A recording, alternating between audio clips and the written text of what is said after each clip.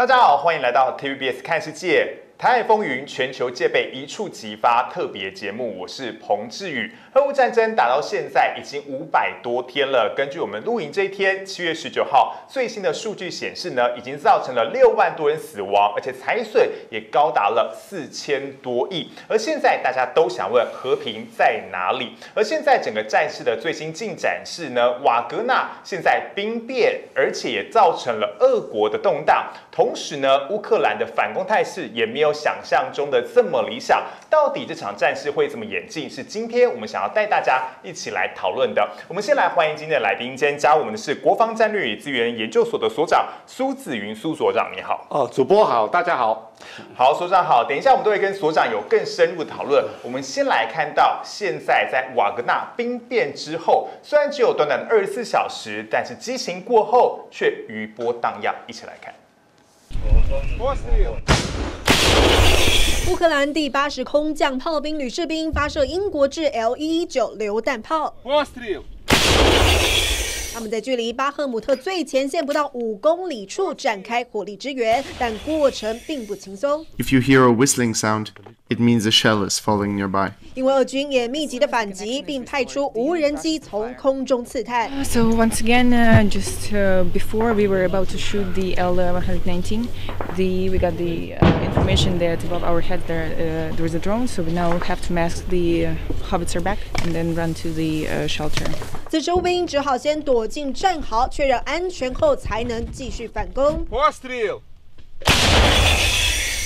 俄军之所以越打越吃力，主要就是少了瓦格纳帮忙。到底佣兵集团在忙些什么？卫星照片做出解答。This satellite image taken on Monday shows how just after 11 a.m. local time, you can see the line of trucks coming off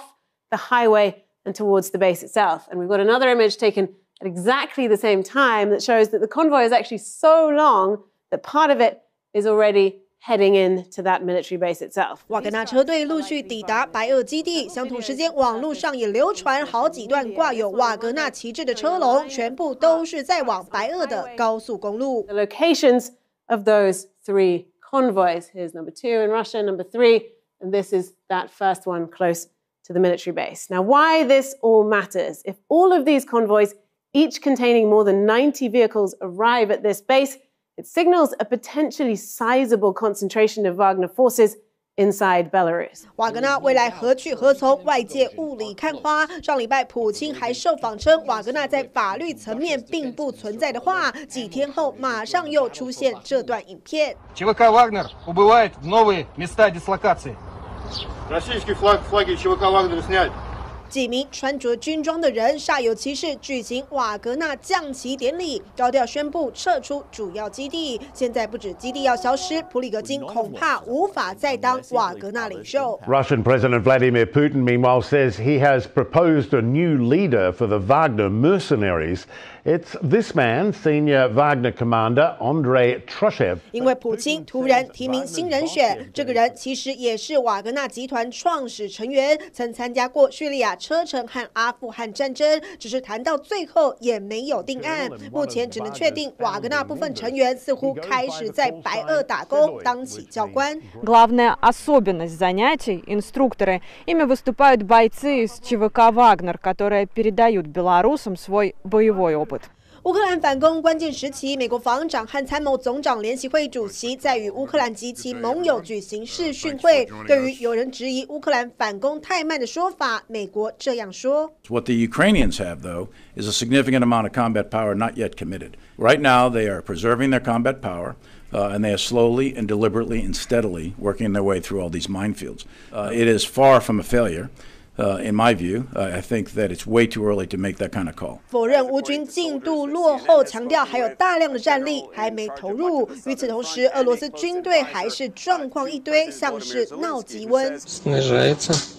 日前在亚速海坠机的苏凯25受训飞行员证实弹跳后迟迟等不到救援，最终溺水身亡。对比飞行员的生死，俄国更聚焦保密防谍。В Угличе Ярославской области был предотвращен теракт. Как сообщили в ФСБ, задержана работающая на СБУ женщина. Отмечается, что россиянка собирала информацию для теракта на гидроэлектростанции. 俄罗斯声称逮捕一名密谋攻击俄国水电站的女间谍。尽管战况焦灼，俄罗斯还想找更多人当炮灰。俄国国会宣布将对男性的入伍年龄延长至少5年，最高级别的军官只要不超过70岁都可以在征召服役。这新闻综合报道。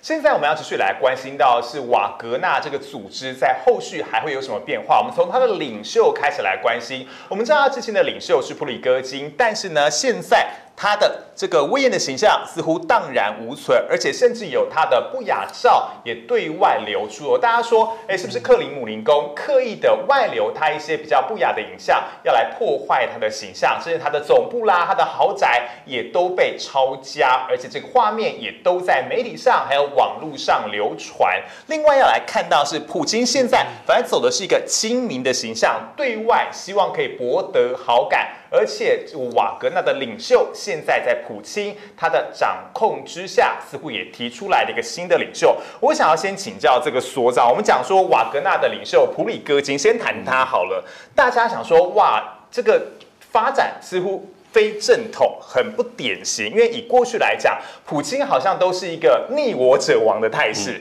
包括很多的间谍啊，或是他过去他政坛上的反对者来说，好像最终就是唯一死罪，或者是下场非常惨。但相对来说，这个普里戈金逃过死罪这件事，你压抑吗？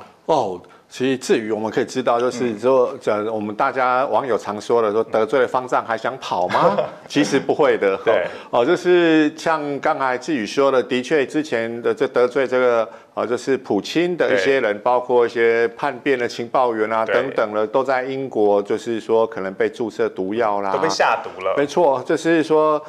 由于普京他是情报机构出身的，所以他可能还是习惯用这种情报的手段来就是惩处一些人，就是他所谓的家规啦。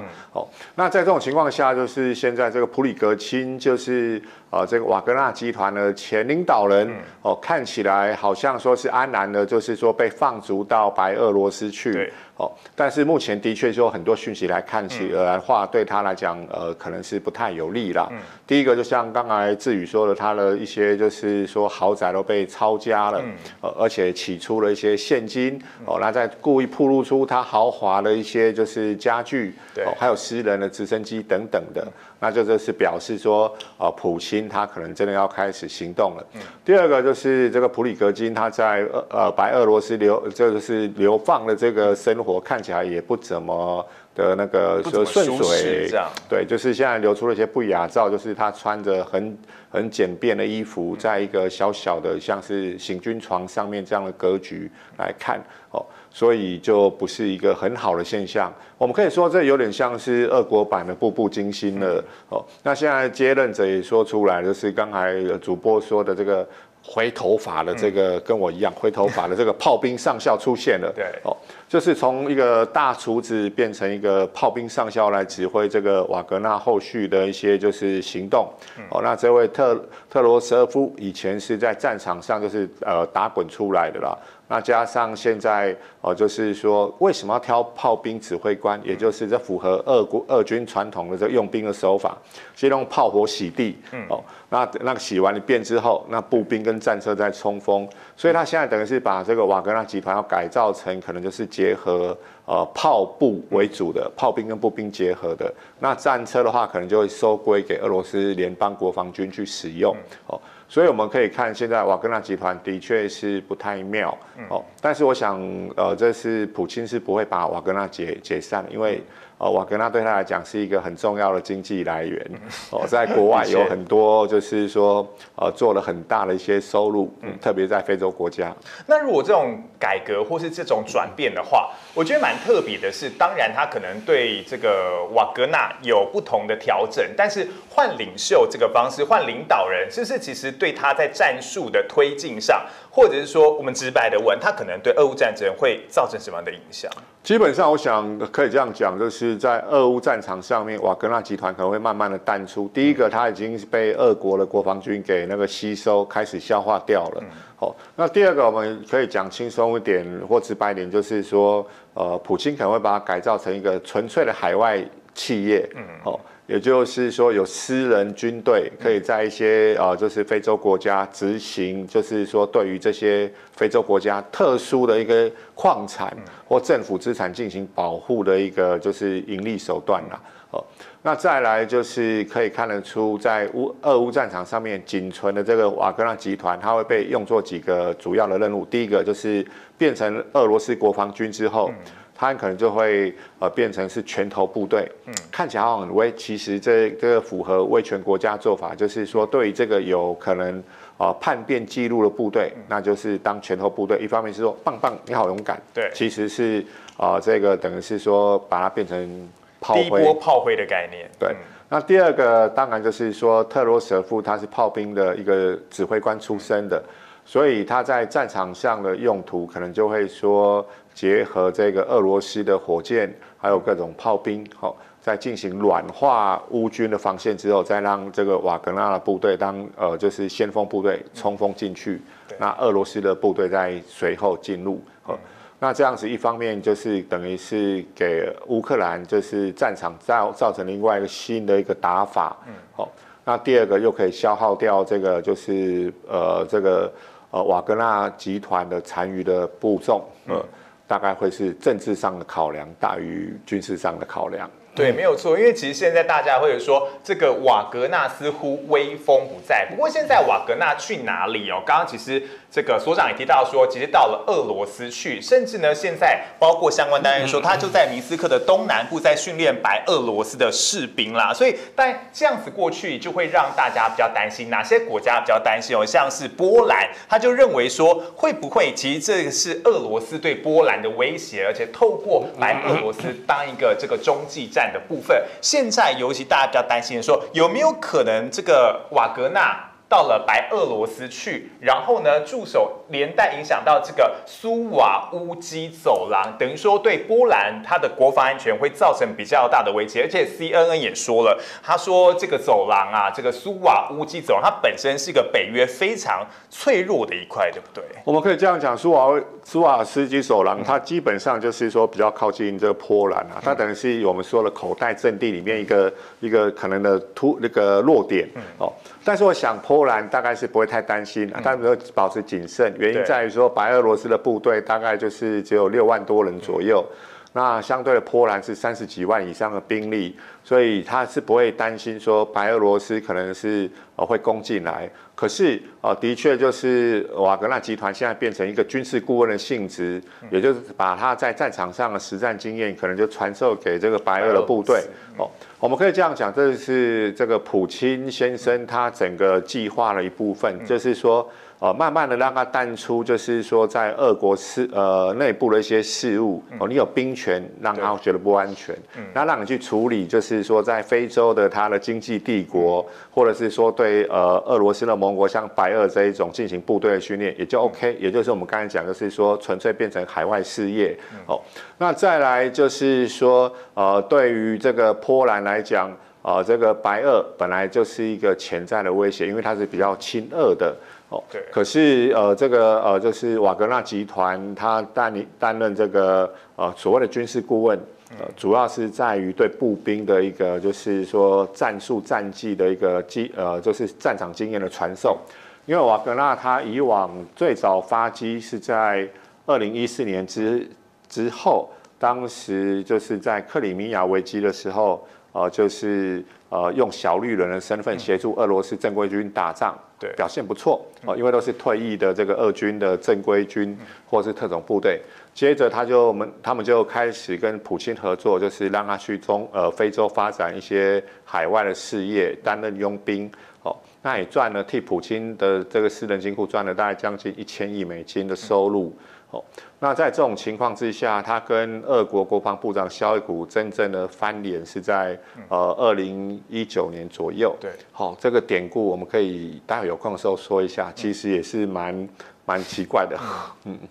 那其实我也蛮好奇说，当然我们讲说这个瓦格纳啦，当然在过去它可能可以说是战功彪炳，虽然它都是一个比较台面下、比较地下化的一个公式，但其实我觉得蛮特别，是大家会认为说。他这一次的兵变，反而也让整个俄罗斯的这个国防阶层大洗牌，这是不是也是普京的盘算之一啊？没错，就是说普京他终究还是情报体制出身的所以他现在开始在刨根作业等于是说要清内贼了吗？对，就是基本上当时的瓦格纳集团跟他的普里格金的领导人，他们号称的是要清君侧，对，就是说我对于普京大总统没有恶心，但是普京大总统你旁边被小人被佞臣给误导了一个是肖伊古，另外一个是参谋总长格雷西莫夫，这两位让你牺牲了这么多。你看俄罗斯的子弟消耗在乌克兰战场，我在巴赫姆特跟我的子弟兵血战。那当然，竟然这个俄罗斯这个部长肖伊古竟然不给我弹药，就是让我们的人的血都白流了，所以他才发起这个行动。但是后续就是的发展就开始慢慢清楚，原来在俄罗斯的高阶将领里面很多是瓦格纳集团的高级顾问了，所以才会让这个就是瓦格纳集团在发兵之时，在顿河畔的这个城市竟然可以就是兵不血刃的占领南方就是作战区的这个总部，那接着一路向北杀200公里，都已经快靠近那个莫斯科了。所以俄罗斯就在稍微就是协调就是杯酒释兵权之后，就开始整肃军方内部了。所以他等于说是透过瓦格纳当做一个引子，然后其实来检视它里头到底有哪些内贼，而且借此呢来做组织调整那我们再来看到，其实现在当然在这一次的这1-2天的讯息是说，这个俄罗斯就控乌克兰说，这个克里米亚大桥或是大家说克赤大桥是不是你炸的？因为如果这样盘算的话，其实这个克里米亚大桥或是克赤大桥已经是被炸第2次了。在这一次呢，据传是乌克兰，当然他们自己也出面承认了，他们是透过这个无人舰、无人艇的方式来让这一次的克赤大桥出现了爆炸，而且呢也断送了这个俄罗斯军队的一个补给战线。我其实想要请教这个所长，到底这个克赤大桥或是克里米亚大桥，它对乌克兰或是对这个俄罗斯这个战略上，如果真的被炸的话，会有哪些加分跟减分的地方？而且我其实觉得蛮讶异，照理来说，上一次已经被炸一次，这一次应该要特别注意啊，是不是也代表说俄罗斯的军队已经无暇控制很多地方了？我们可以这样讲，先从战略地形来看的话，这个克里米亚它之所以叫做半岛，它并不是说没有跟那个陆地接壤，对，只是说这个克赤大桥它正好就是在黑海跟亚速海之间这个海峡，克赤海峡上面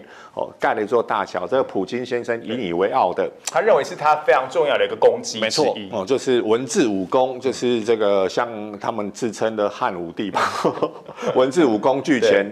我怕他以后会自称十全老人也不一定那当然就是克赤大桥，它等于是说给俄罗斯南部跟这个克里米亚提供了一个捷径，对，那这样子南部军区就可以快速的把补给品送往这个克里米亚半岛，而不需要通过就是乌东的部分，因为走陆路的话可能会被那个拦截，或者是说要路途遥远，来不及输入这个克里米亚，所以现在乌克兰打了就是开始就是有谋略的部分了。他就是对于这个克赤大桥，就是进行几次的攻击，曾经有一次是截断了他就是这个桥梁，让他无法就是快速的这个执行运补的任务。我们记得那一次就是俄国的铁路列车油罐车起火，那让这个大桥崩塌，那俄军也快速的给它修复。那现在乌克兰又用新的手段，从俄罗斯释放出的影片来看的话，可能是无人船是一个首要的一个威胁。对，这个可以稍微解释一下军事科学的部分。因为我们看到炸桥，可是俄军也提高了防备啊，对，加入了很多什么铠甲防空系统，要抓无人机那他号称就是说，他也是阵列雷达，可以扫到这个小小的目标的无人机，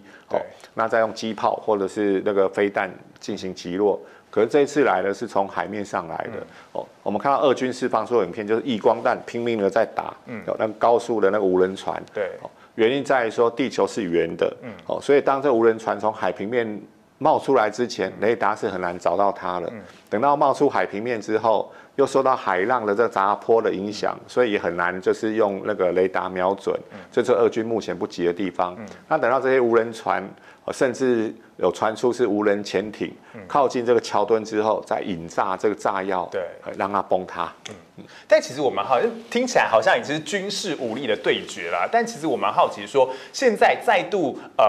乌克兰再度的去炸这个克里米亚大桥或是刻赤大桥来讲的话，上次大家会认为说象征意义比较大。那这一次，他对整个战事的推进，又或者我直白的问，有没有可能其实是乌克兰这次会做这样举动，就是他真的很想要把克里米亚拿回来，是代表他的目标是这样子？哦，这是泽伦斯基总统他早前就是对于西方或者是俄国，或者是说土耳其他们这些就是说客提出的停战要求，就是第一个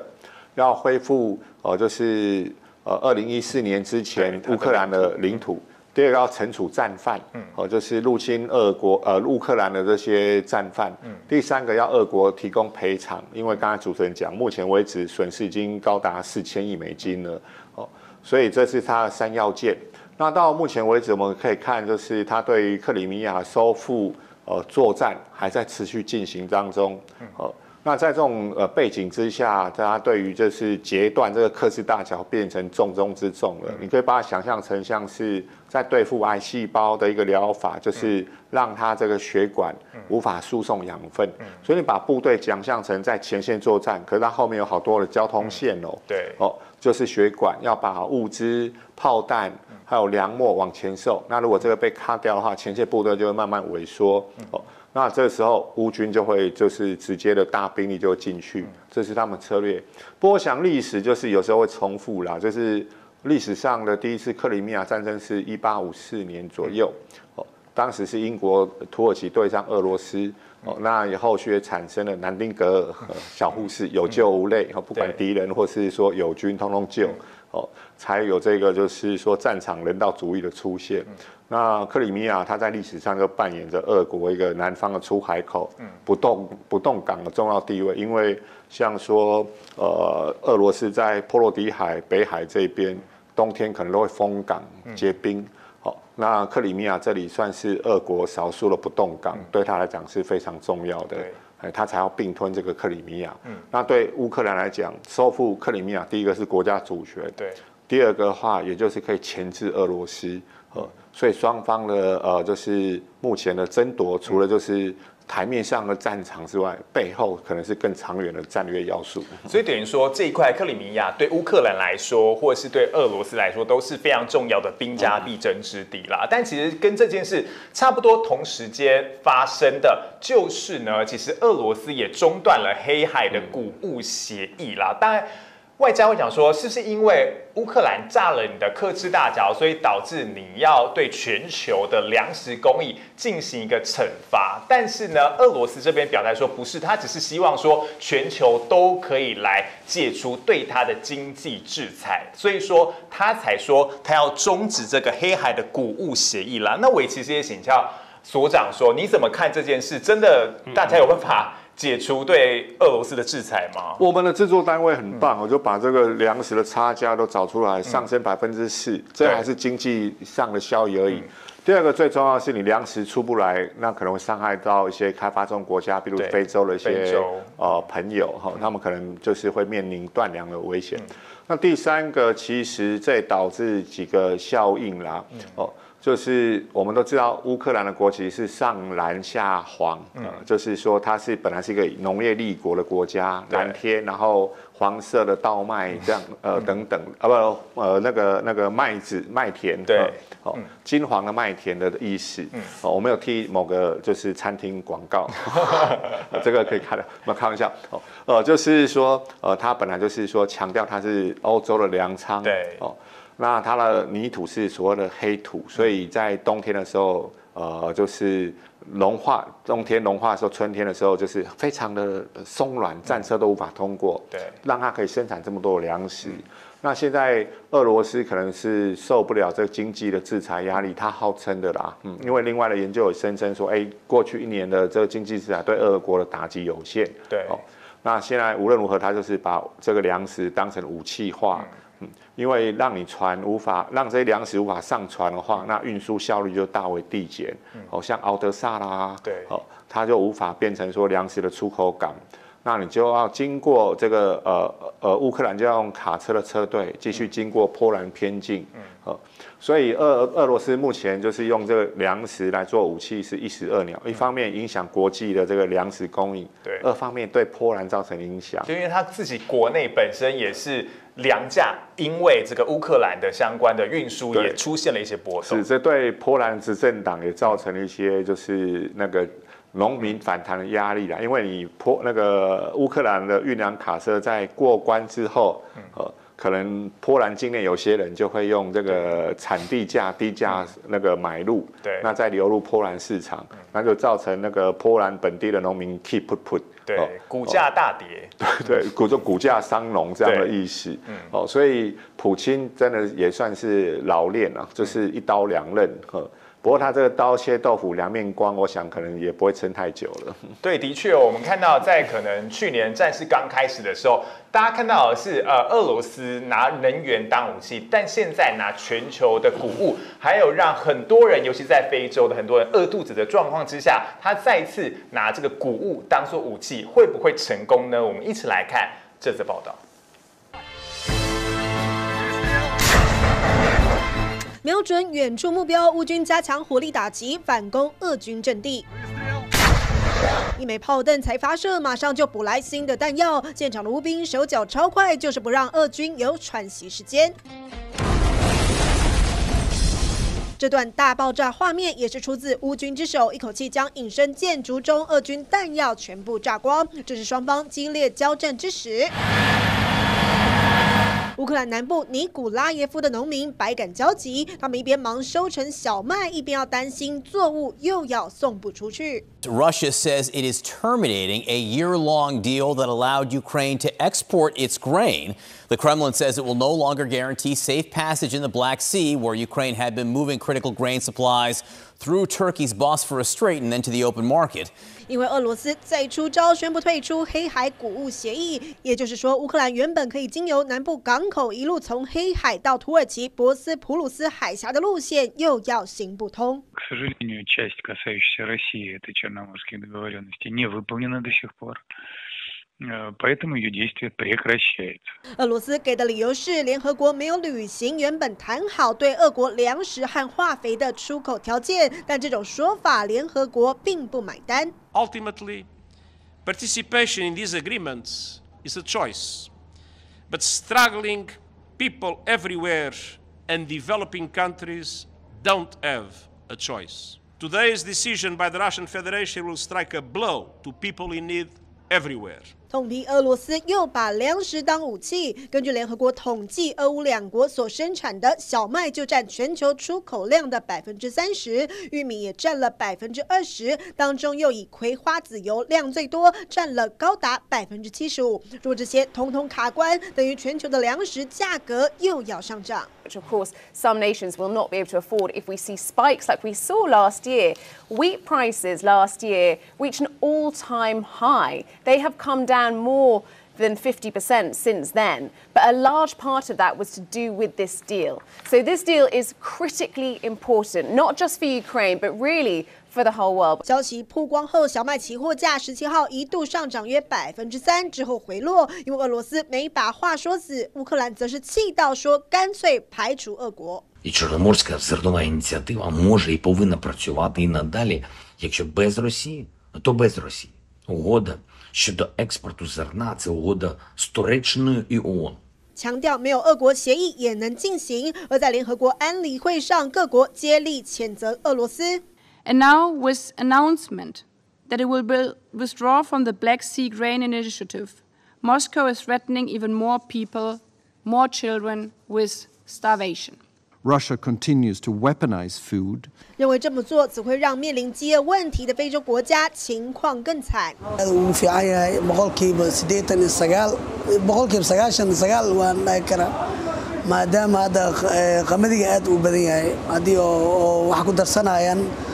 inta badan boqolkiiba100waa。目前，索马利亚的小麦批发商已经剉雷蛋，当地面包业者忧心忡忡，担心原物料上涨又会恶化通膨。苏丹则是因为本身还有内战的问题，担心情况变复杂。Right now, we're looking at around 19 million people in Sudan that are facing hunger. Right now is actually what would traditionally be the lean season in Sudan. So from June to September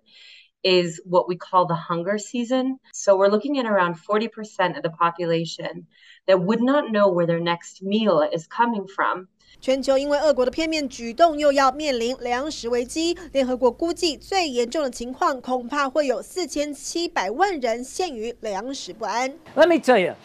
what he's sending, the message he's sending to the world, particularly developing nations in Asia, in Africa, in Latin America, these are poor countries that are having trouble already feeding their citizens. He's telling them, I don't care. 过去在协议下，乌克兰成功出口3290万吨的农产品。世界粮食计划署也仰赖这条通道，就近提供伊索比亚、索马利亚和也门等国物资。尽管乌克兰还能改走陆路或借到他国，但时间成本都会上升。由于中国大陆也是乌克兰谷物主要外销国，西方国家希望大陆出面协调，劝俄罗斯重新加入协议。点新闻综合报道。好，我们要持续来看到的是乌克兰的反攻态势哦，包括我们知道，其实从今年年初，我们一直跟大家讨论的是乌克兰的春季反攻，似乎都只闻楼梯响，但现在他们的确开始行动了，但效果似乎并没有大家想象中的这么好，而且这么有效率。我们来看到美国的参谋长联席会议的主席哦，他就说了，其实乌克兰的反攻不能说它失败，只是因为呢，它其实是长期性的一个战争，而且前线的位置开始慢慢的往前移动。我们就想要请教所长了，说我们讲这个乌克兰的战士好像并没有想象中的这么有效果，因为大家原本期待是一个绝地大反攻的态势，但现在好像是慢慢的往这个俄乌当中的这个乌东乌南的这个前线来慢慢的推进，这当中的差别在哪里？我想最主要是因为这是乌克兰军队目前就是步步为营，然后主要是面对这个俄军，就是在防守上，就是他不要造成就前进部队太多损失。我们都记得俄罗斯部队就是之前在新闻上出现很多，他们放那个龙牙，对，就是战车的障碍物，那后面就是战车好，让战车开进去之后可能陷进去，对，那接着就是大片的地雷原，所以现在主要就是可能面对这个地雷原的阻碍，让乌克兰军队前进的时候就是非常的迟缓。那第二个，我们可以说，乌克兰它的这个春季反攻就是只闻楼梯响，一直到变成说夏季反攻，对，到现在已经快要到盛夏了，那剩下的可能最后机会就是秋季反攻了，再来就是进入那个冬季，所以它大概还有4个月左右时间可以进行这个战略反攻的这个作业，那在战术上，这个地雷原就会造成乌克兰就是大量的一个时间的迟滞。可是乌克兰目前看起来是老神在在，因为一方面就是说他从西方继续得到各种装备的补给，二方面等于是他就是要继续拖，让俄军就是前线就是持续的衰弱，那他这时候再利用其他手段，把地雷的威胁排除掉，接着他就是部队就会用侧翼攻击的方法绕过去，对，就是这个跟我们传统就是习惯的，就是看到碉堡就直接冲不一样，这主要都是一个侧翼攻击，所以他现在在行硕，这是最后总攻的一些条件。那总攻，我们说未来4个月，不论是现在到了盛夏，或是到了接下来的秋天，反攻都是一个非常重要。这4个月的关键时间点的话，是不是也代表说他的反攻必须要在这个4个月内完成，他不能拖到冬天了？对，如果说他到今年底。最晚就是可能要到12月底1月前，明年1月前，他就要完成这样子一个总攻的那个就是作战，不然的话接着进入就是泥泞期了，因为开始融雪，双方都可能动弹不得，双方又盯在那边动弹不得，对，所以我们从这个时序来推的话，它大概就是在4个月之内要完成这样作业是最好，那再来我们可以看就是其实。从乌克兰目前的一些兵力的配置，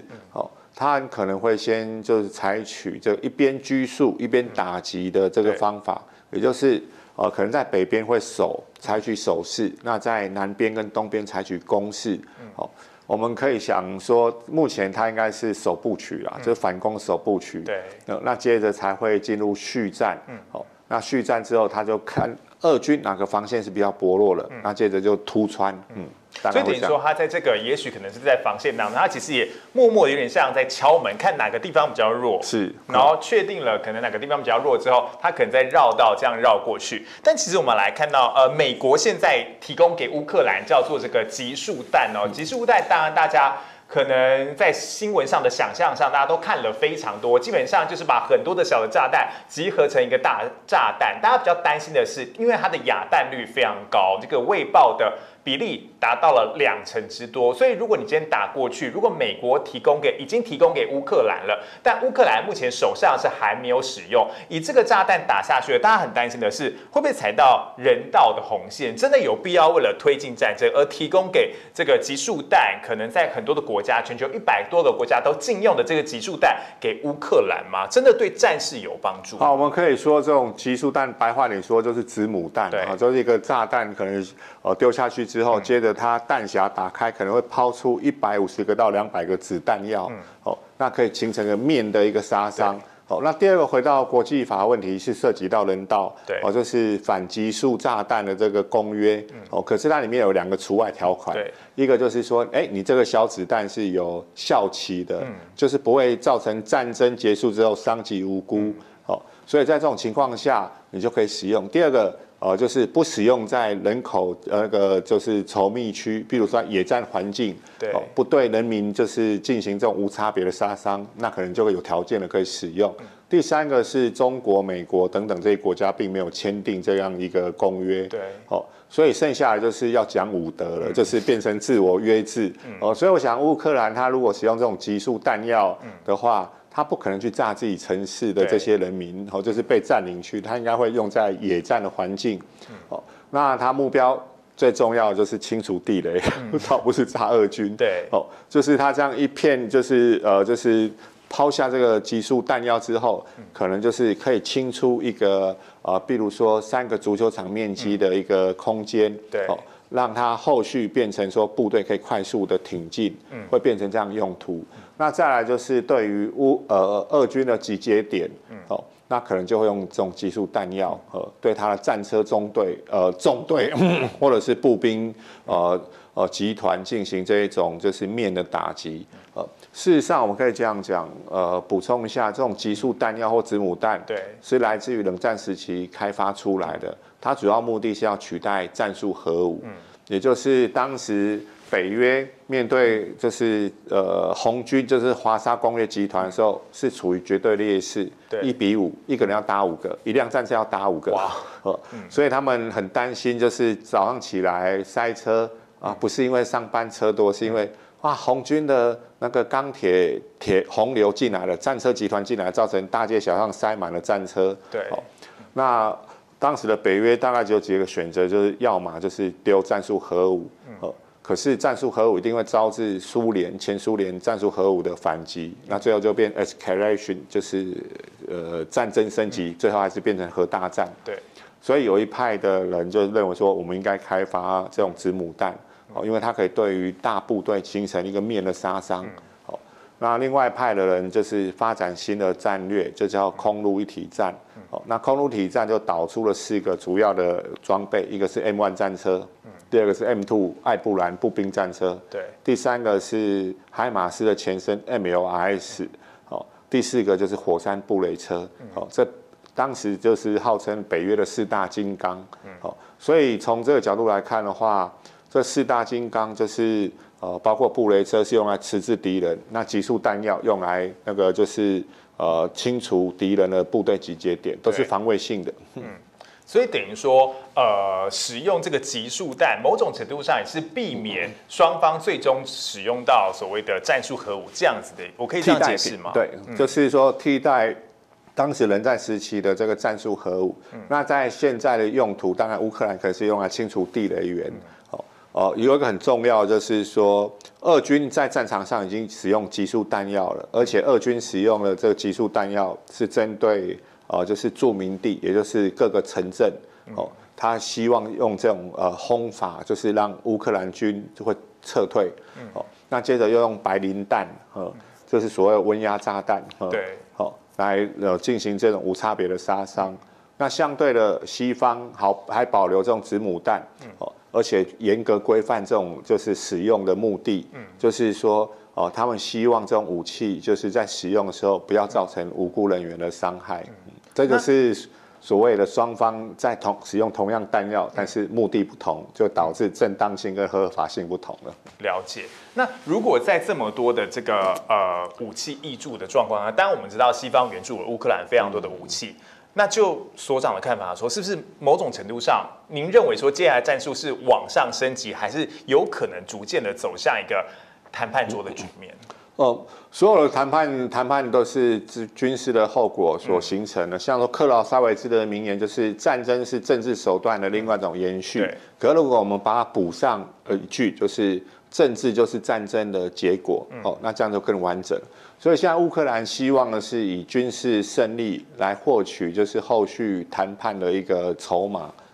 那当然画出最好最理想状况是可以光复乌东跟那个克里米亚部分。那这是它的底线。对。那接着如果说可以获得俄罗斯的补偿，那当然就是更好。那如果俄罗斯可以惩处战犯，那就是完美。对乌克兰来讲，就是这一场悲剧的时候一个比较公平的一个结束。所以乌克兰目前在做的一些准备，我想就是起码他要光复国土。光复国土的确是乌克兰的底线哦，但其实现在大家在讨论说，现在美国的角色逐渐应该说本来就非常的重，但现在呢，美国的这个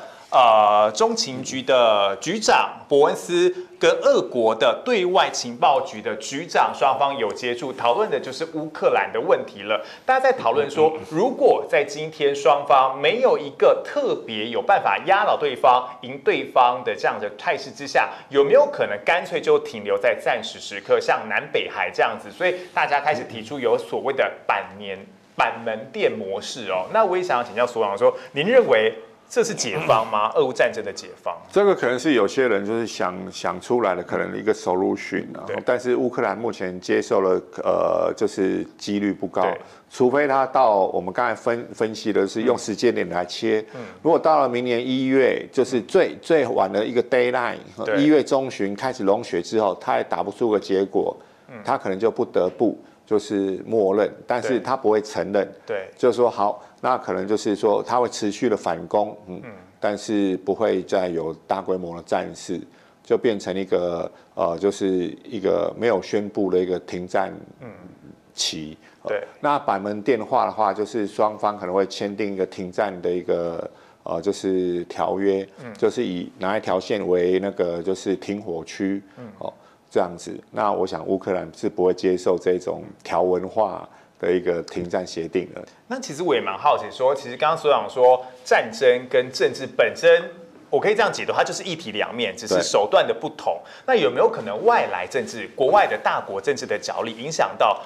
乌克兰或是俄罗斯在这场战事上的一些布局跟最后的所可能出现的结果？绝对有可能。好，我们先说像习近平先生，他就很想扮演调人，就是说。他当然是一个时间管理大师啦，因为就是说他刚开始的时候对俄罗斯可能是表现出比较那个就是比较兄弟情谊。对。那后期看到好像状况不妙，就对乌克兰也释放出一些善意。最近好像越走越远了。对，好，还甚至还说，尊重这个乌克兰收复克里米亚的这个权利。对，好。让大家都很讶异，所以大国介入就是俄乌冲突，而且会影响到终局之战是非常有可能的。只是我们现在来推估，就是西方国家可能会有2个想象，或是一个愿景。第一个就是说，乌克兰最好就可以收复所有的领土，那第二个就是起码乌克兰拖住了俄罗斯，让他国力大损，也让他损失了大部分的现代化的陆军部队，那如果继续打下去，可能真正要叫停的反而是俄罗斯了。对，所以等于说，这就是如果以美国的角色来说，这可能就是某种程度上的代理人战争。他透过这场战争，其实压制了俄罗斯可能往上发展的空间。可是没有办法，因为这一场战争开出第一枪侵略是俄罗斯，所以他在国际舆论上，他无论如何都没有正当性。我们理解就是普京还有他的部长肖伊古跟他的参谋总长格勒西莫夫，他们早前在国家安全战略报告，在俄罗斯的军事准则里面都一再来说 ，OK， 是你北约就是一直东扩，让我觉得威胁，然后指责乌克兰是北约的这个同伙人等等的。OK， 这都他从国家安全的角度来看的话，他可以这种诉求。可是当他使用武力入侵乌克兰的时候，他这种诉求都失去正当性。先打人的就是错了。是。这就是说，在国际社会虽然是一个现实主义，可是还是有一些就是在评断，就是这种正当性跟合法性的一些依据，所以才导致俄国一个人打34个国家，34个国家提供军援给乌克兰，所以等于说俄罗斯基本上没有正当性，所以其实大家也在讨论说，这个普京他当初打乌克兰，当然可以说是打别人，但是其实重伤的最后是自己啦。尤其我们来看到是在这一次瓦格纳的叛变当中，大家在讨论说，普京的地位真的还存在吗？尤其我们讲说这个普京，他本身过去大家强调的都是所谓的强人政治，他在整个俄罗斯真的可以用是含水会结冻这样的态势去形容都是不为过的。但是这一次，不论是俄乌战争，还有整个瓦格纳的叛变、兵变，有没有可能也导致这个普京的政治生命已经慢慢的走向终点？有，我觉得刚才主持人讲的就是很对吼。其实现在普京他的这个政治，不要说他的政治生命，就是他政治舞台已经开始被受到侵蚀了。普里克金就是他一手扶植的瓦格纳集团的领导人，是一个非常重要的讯号。我们刚才稍微解释一下，他对俄罗斯国防军里面一些高阶将领的那个就是影响力。那第二个，我们稍微补充一下，就是为什么他普里克金跟肖伊古会翻脸？主要就是在2019年的哈萨姆之战。当时大家都还记得，2018年的时候。就是美国前总统川普跟习近平先生在海湖庄园吃晚餐，那接着就说我下令攻击叙利亚，因为叙利亚政府军用化学武器就屠杀人民，那美军就介入叙利亚的那个就是一些战役了，那接着在隔年2019年，就是哈萨姆区域，就是美国的特种部队，就是前进观测的这种小股的特种部队。发现被敌对势力攻击，那他们当然美军都很厉害啊，他们可以监听无线电，讲俄文的，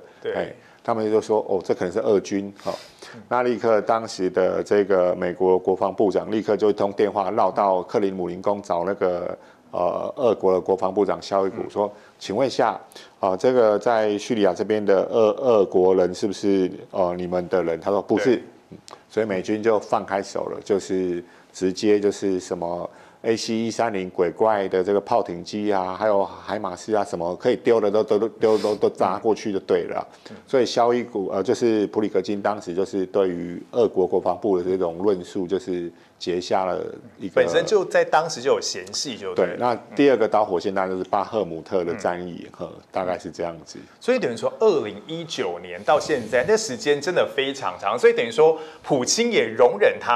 很久。如果我们是一个强人的角度来看的话，但其实我们知道2024当然大家会觉得这是一个非常关键的年份，是因为这个对俄国来说，对普京来说，也都是他能不能延续政治舞台一个非常关键的年份。因为这个俄罗斯要在2024 3月举行总统大选，虽然大家对于他们选举的这个正当性还有这个有效程度都会觉得有一点质疑啦。不过他在2021年的时候修宪允许他自己可以再参加2届的总统竞选，如果他真的可以做到2036的话，就是83岁了。但所长，你认为说2024他有可能参选？因为有传言说他有可能要提前宣布他要参选，来遏制其他的异音，就是反对他的声音。那你认为会继续吗？这一次对他来讲就是压力很大了，两难。因为刚才讲的这个普里格金，另外一个代表性人物就是俄国的末日将军，对，苏洛维金也被清算了。对啊，所以说现在就是说，从俄国这种国防部通常是一个国家就是最谨慎保守的一个单位，都出现这么多可能对于这个普京不开心的人物的时候，你就可以想象在其他领域了。对，所以普京他在就是宣布参选的同时，很有可能就会面对其他人就是不支持，或者是消极的，就是行动来抵制。那这对普京他的连任来讲，可能都是一大挑战。但是这就是西方国家第三个期望的。对，就是好吧，那如果俄军不撤军等等，那至少就让这普京下台。那如果普京下台的话，俄国可能就会重新改变它的体质，变得稍微就是民主一点。对，那这样子，这个俄乌战场可能就有另外的解放了。好，看完普京，我们要再来看到是这个乌克兰的总统泽伦斯基，尤其他在2024的时候，也是他一个关键年份，因为他也要选。虽然说现在这个乌克兰是战时的状态战时状态，他会不会照常举行选举还很难说。不过原本2024他也是他的大选年之一，但是其实现在大家讨论到乌克兰非常重要，还是讨论说。现在他没有拿到进入到北约的门票，因为没有一个明确的时间表。但是在这一次的北约的会议当中大家说他是有失有得，失的是他没有办法拿到进入到北约的这个特定的时间表，还有特定的进程，但是他其实得到了非常多的安全保证。那我其实也想要请教所长，就你来看，在这一次当中，他到底是得失哪个比较多一些？目前看起来，当然这个泽伦斯基他得分是比较多了。对，一方面我们都记得他是所谓喜剧演员出身那在他第一次当选的时候，普京先生还是在公开场合都对他冷嘲热讽，嘲笑他。对，那没想到就是在面对俄军入侵的这种军事压力的时候，他展现出这种领导的能力。事实上，演员出身的总统，另外一个很著名的就是雷根总统。所以我想就是说，这一次俄乌战争这样子发展下来，对于就是泽伦斯基他要争取连任相对是有利的。对。接着就是看他国际艺术的手腕，他目前在国际上的那个形象就是穿着军用汗衫，对，表现出这个就是大敌当前我不为所动的这种勇气。那接下来他要更细腻的争取其他国家支持了。对。比如说，我想他也知道现在要加入北约是。很难啊，对，因为其实一开始的时候，这个美国总统 Joe Biden 就说不可能，因为他很担心会引起这个北约跟俄罗斯的抗争，引发第3次世界大战。这某个程度就是跟我们中华民国一样，就是说我们是主权国家，我们应该可以加入一些国际组织。可是现实会让我们遇到很多阻碍。对，所以就像我们刚才讲军事战略一样，强攻是一个方法，可是可能失败率很高。你一定要迂回，所以我想泽伦斯基他也是要加入北约，是他们整个举国上下最高目标，因为可以永远的，就是说比较安全。对，One for all, all for one， 北约的精神就这样。你打我一个人，我就全部压上去，群殴。那但是在现实的情况之下，北约当然就是说囿于俄罗斯的压力，可能就不会让他加入。那这个迂回之路就是艺术了。那现在至少欧盟已经就是说展现善意，先让乌克兰可以加入欧盟。所以我想现在泽伦斯基他一直在讲加入北约，他可能就是把筹码、把条件拉高，拿来换取其他国家说暂时不要，那我给你更多的军援，应该是这样子。所以等于说，他说他喊加入北约，当然这对北约这个对乌克兰来说是一个非常重要的一个承诺啦。等于说加入北约，可能是他自己国内国民上必须希望他要提出了一个要求跟诉求，但他把期望值拉高之后。然后接下来，他透过这个其他国家可能没有办法完成他的期望值，但至少给你其他的东西。对，乌克兰当然就是说他们在90年代就是脱离前苏联独立之后，对，当时他们有就是说放弃核武了。的确，乌克兰原本是前苏联的一个军工就是产地，像中共现在辽宁号航舰。其实当时也是乌克兰建造的那后来就是在敖德萨就是说放着可能变更快废铁了，才被中共买回去改造成现在的辽宁号。所以乌克兰它的基本的基础工业还不错。那当时他们放弃了这个核武，就是克林顿总统也承诺，跟当时的俄罗斯总统叶尔钦承诺说 ，OK， 我们会共同保障你的安全。没想到就是这个普京上台之后，就一再的说北约东扩是借口，就是造成俄罗斯不安全，就对乌克兰一再的这个就是采取军事威胁。我们可以诚实讲，俄罗斯他在意的其实不是北约，而是他要确保那个出海口，这是一个不动港，这才是他真正的一个战略重心。只是他要一个借口，就是你威胁我，来塑造我用兵的合理性，这是整个就是俄乌战争背后的真正的本质。那西方国家也看穿所以在这种情况下，虽然说不要再塑造借口让乌克兰加入北约，但是实质的军事援助，我想只会多不会少，连这种就是比较敏感的子母弹都给乌克兰了。对，非常敏感。但其实我也蛮好奇说，当然我们说这个刚刚所长讲到这个。泽伦斯基他非常重要的功课就是如何细腻的拿捏，让大家都可以支持他，而且给他更多的武器。但其实以英国的角色来说，在之前他们的国防部长其实也说了，对于这个泽伦斯基开出来的这个武器清单，他说我不是 Amazon， 我不是亚马逊，我没有办法说你开什么。我就给你什么，但其实我们讲说资源有限，但欲望无穷。这个资源有限，我们讲说不论是军费或者是其他一些武器的配备来说，这一次俄乌战争让很多的欧洲国家、北约国家都认为说，其实我的可能国家安全是有问题，而且这是我长期忽略的部分。但面对泽伦斯基、面对乌克兰的要求，我好像站在公平道义的这个责任上，我好像也不能不给。那现在。泽伦斯基到底该怎么样统合他的期望，还有这个其他国家他自己本身可能有些取舍方面的要求？现在的确就是说，国际间可能最怕是出现一个疲倦症就是说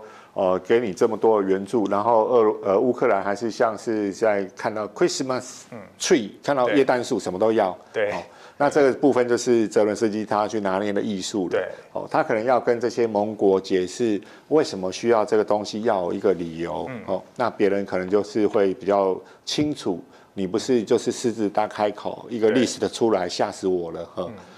而是说你这个可能是可以达到什么目的什么原因那这样子的一个这个军援就会有更大的正当性，而且等于是说让这些西方国家可以更理解。其实乌克兰它目前等于是在替西方国家打，如果乌克兰沦陷了，那下一个就是波兰，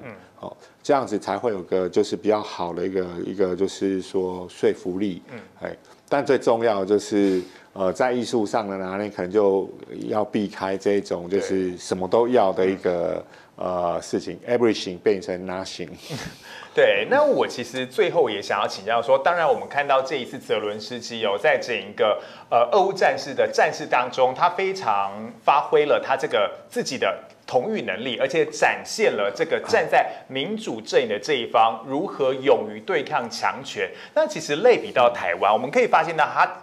我们讲说这个乌克兰他也没有加入北约，目前来说啦，当然未来是有机会进去的，但其实以台湾的角色来说，我们也被很多的国际组织拒于门外，因为中国大陆的压力的关系，但是它却可以统合整个西方国家的资源。我们台湾到底该怎么做才有办法？应该说我们怎么从这个俄乌战争当中学习到我们未来可能会面临到的一个处境的一个解放？西方国就是乌克兰跟中华民国各有这个就是优劣势啦，比如说。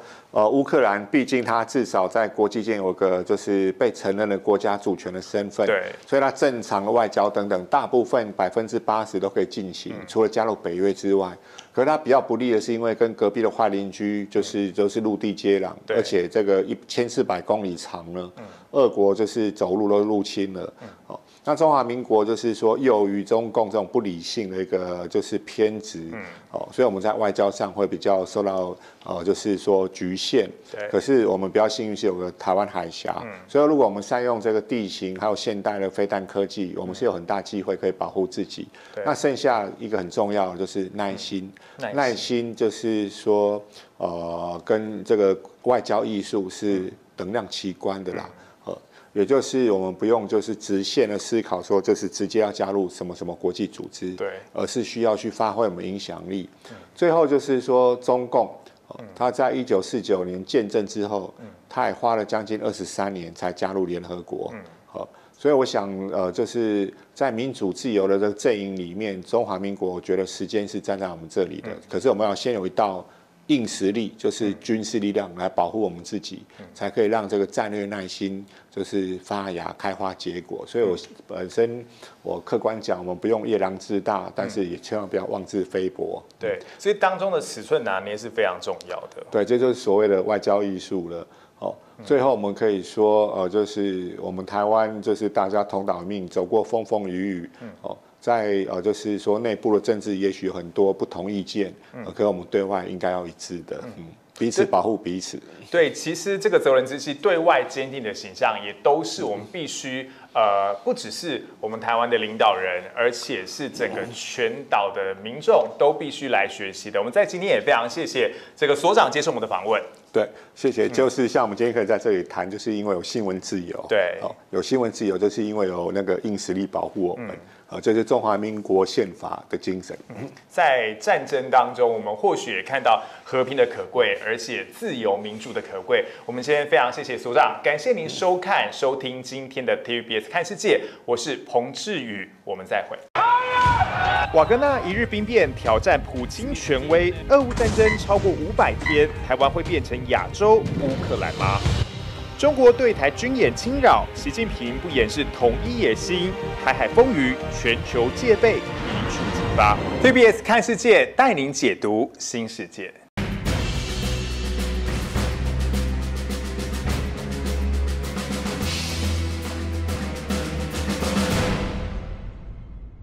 大家好，欢迎来到 TVBS 看世界，台海风云，全球戒备一触即发特别节目，我是彭智宇。人家说，目前台海是全球最危险的地方之一，但生活在这一块土地上的我们，似乎是不知不觉。孙子兵法就说了，知己知彼，百战不殆。到底如何理性了解中国大陆对我们的进犯野心，同时也理性的来探讨我们的国防政策有什么需要改进跟检讨的地方，而打造一个台湾专属的制胜方程式，是今天这一集我们想要带您来一起讨论的。而今天我们邀请到了前参谋总长李喜明李总长来为我们详细的解析。李总长你好。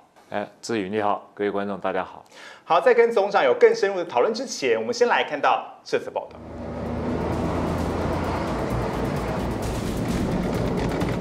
国军铁甲拂晓出击，队列穿梭在市区街道，这些年渐渐成为日常。从仗在哪里打，兵就在哪练，到处处接战场，时时都训练。国军的训练目标近年不断调整，也包括了战备月，早就变成周周操、日日练。原因就是当前台海情势。陆航地面部队年度例行实弹操演，验证官士兵精准打击能力。然而，威胁的现况总是比模拟情境来得复杂。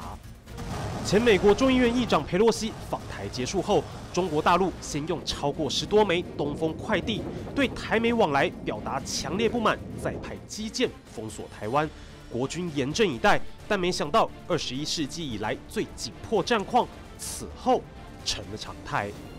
国际抵达台岛北部附近。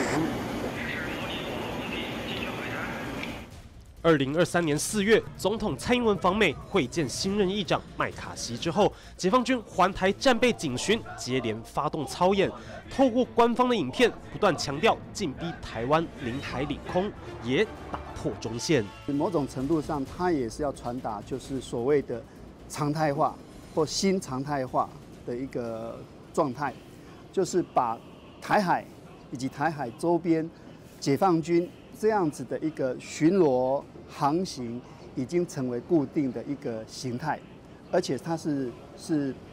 中国的内政问题，它是中国主权的延伸，国际势力不应该介入或不能干预。重层包围不光是为了宣示主权，解析国防部公开资料。歼16、歼11和轰6快慢搭配，结合空中预警机和通信干扰机，在空中加油机伴随之下，跟无人机不时踏足台湾东南空域，越飞越远的编组行动，出于战略企图。共军基本上现在在练的是那种远征打击机群，那从宫古海峡、巴士海峡突破的打击机群，甚至于在西太平洋的航舰。它的目标应该是要捕捉我们国军、海军跟空军在开战前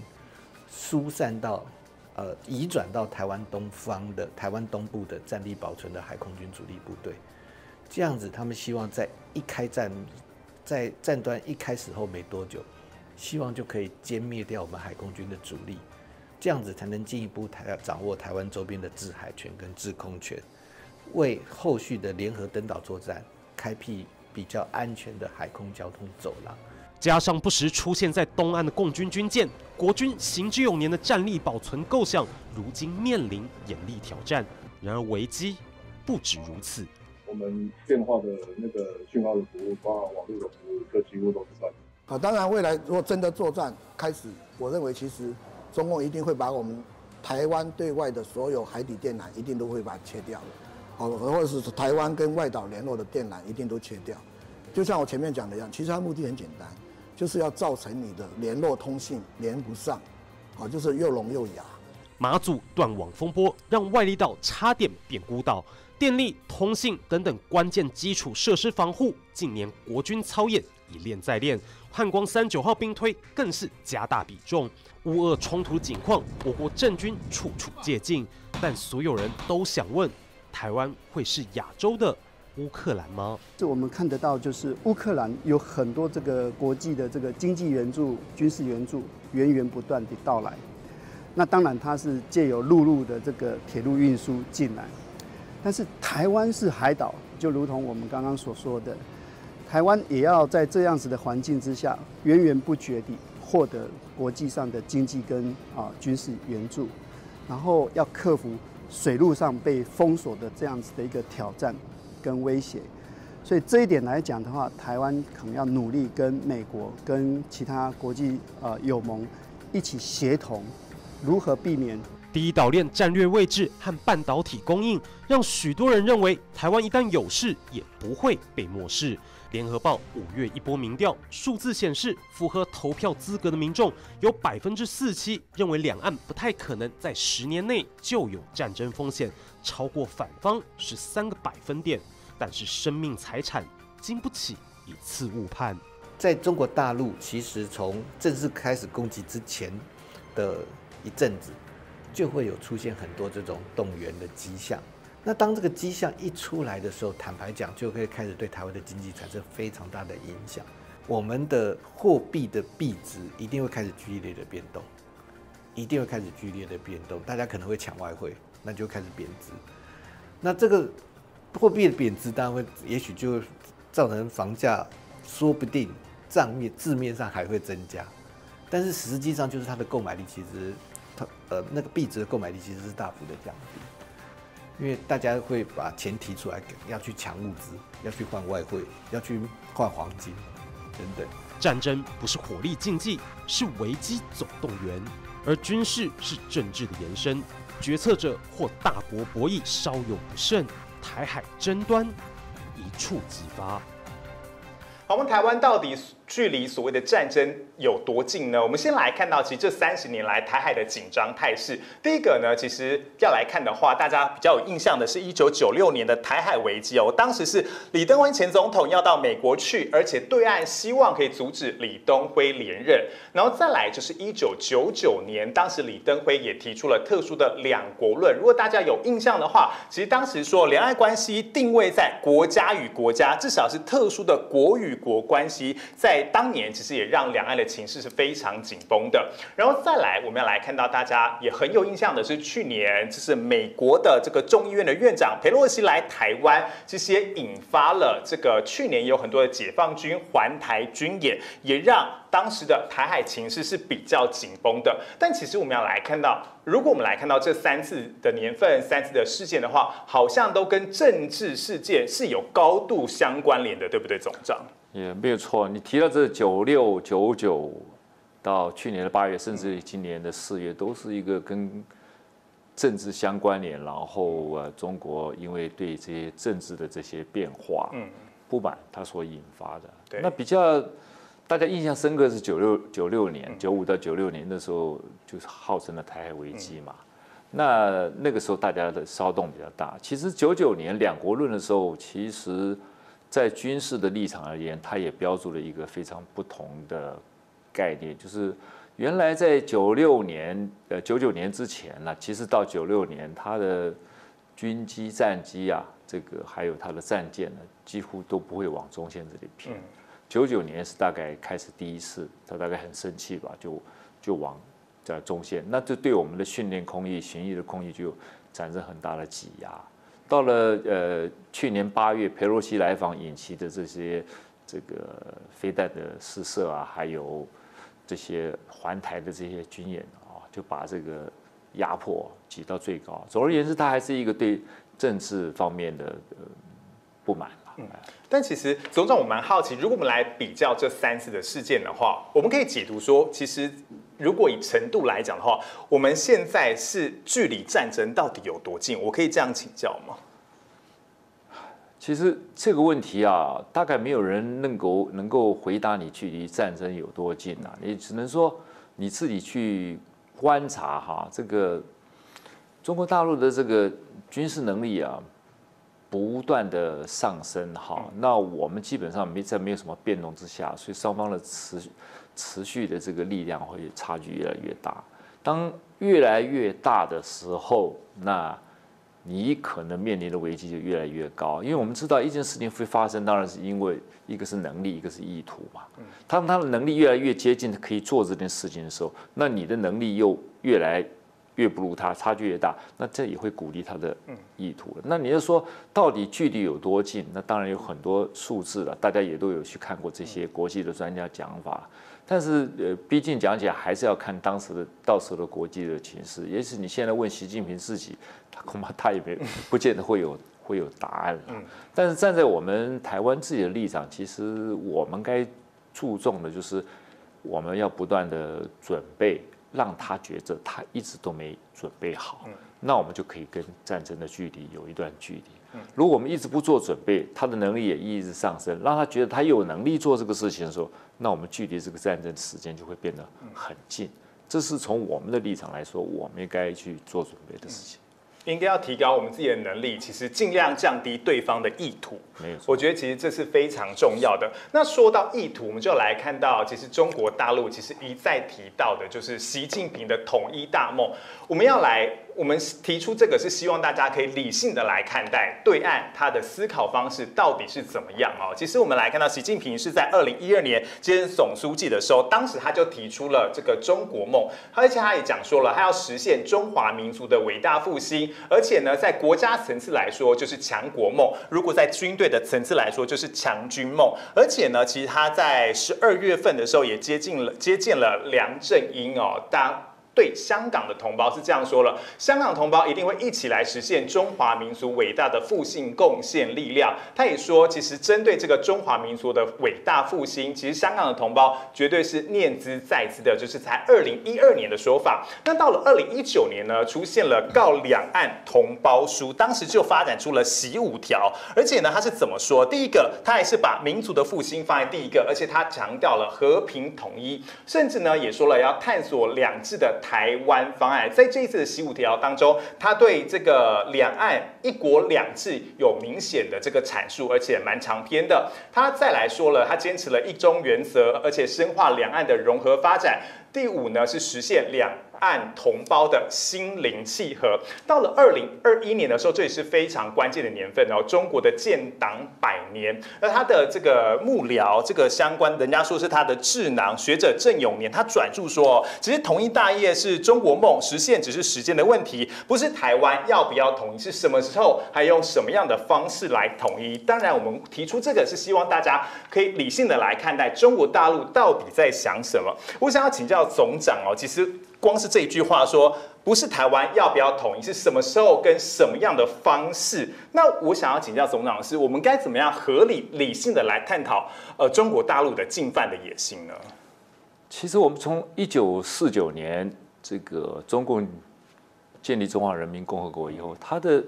统一台湾的这个意图就没有变过嘛。从学习台湾到解放台湾，到现在统一台湾，不一样的词儿，可是都是一样嘛。过去是解放，做一样的事嘛。那习近平在2012年接任这个总书记以后呢，变得比较不一样。他提出一个中国梦，那你也可以看中国梦现在深植所有中国人民的人心，那也是他不断的打破规则、延续权力的一个非常好的口号嘛。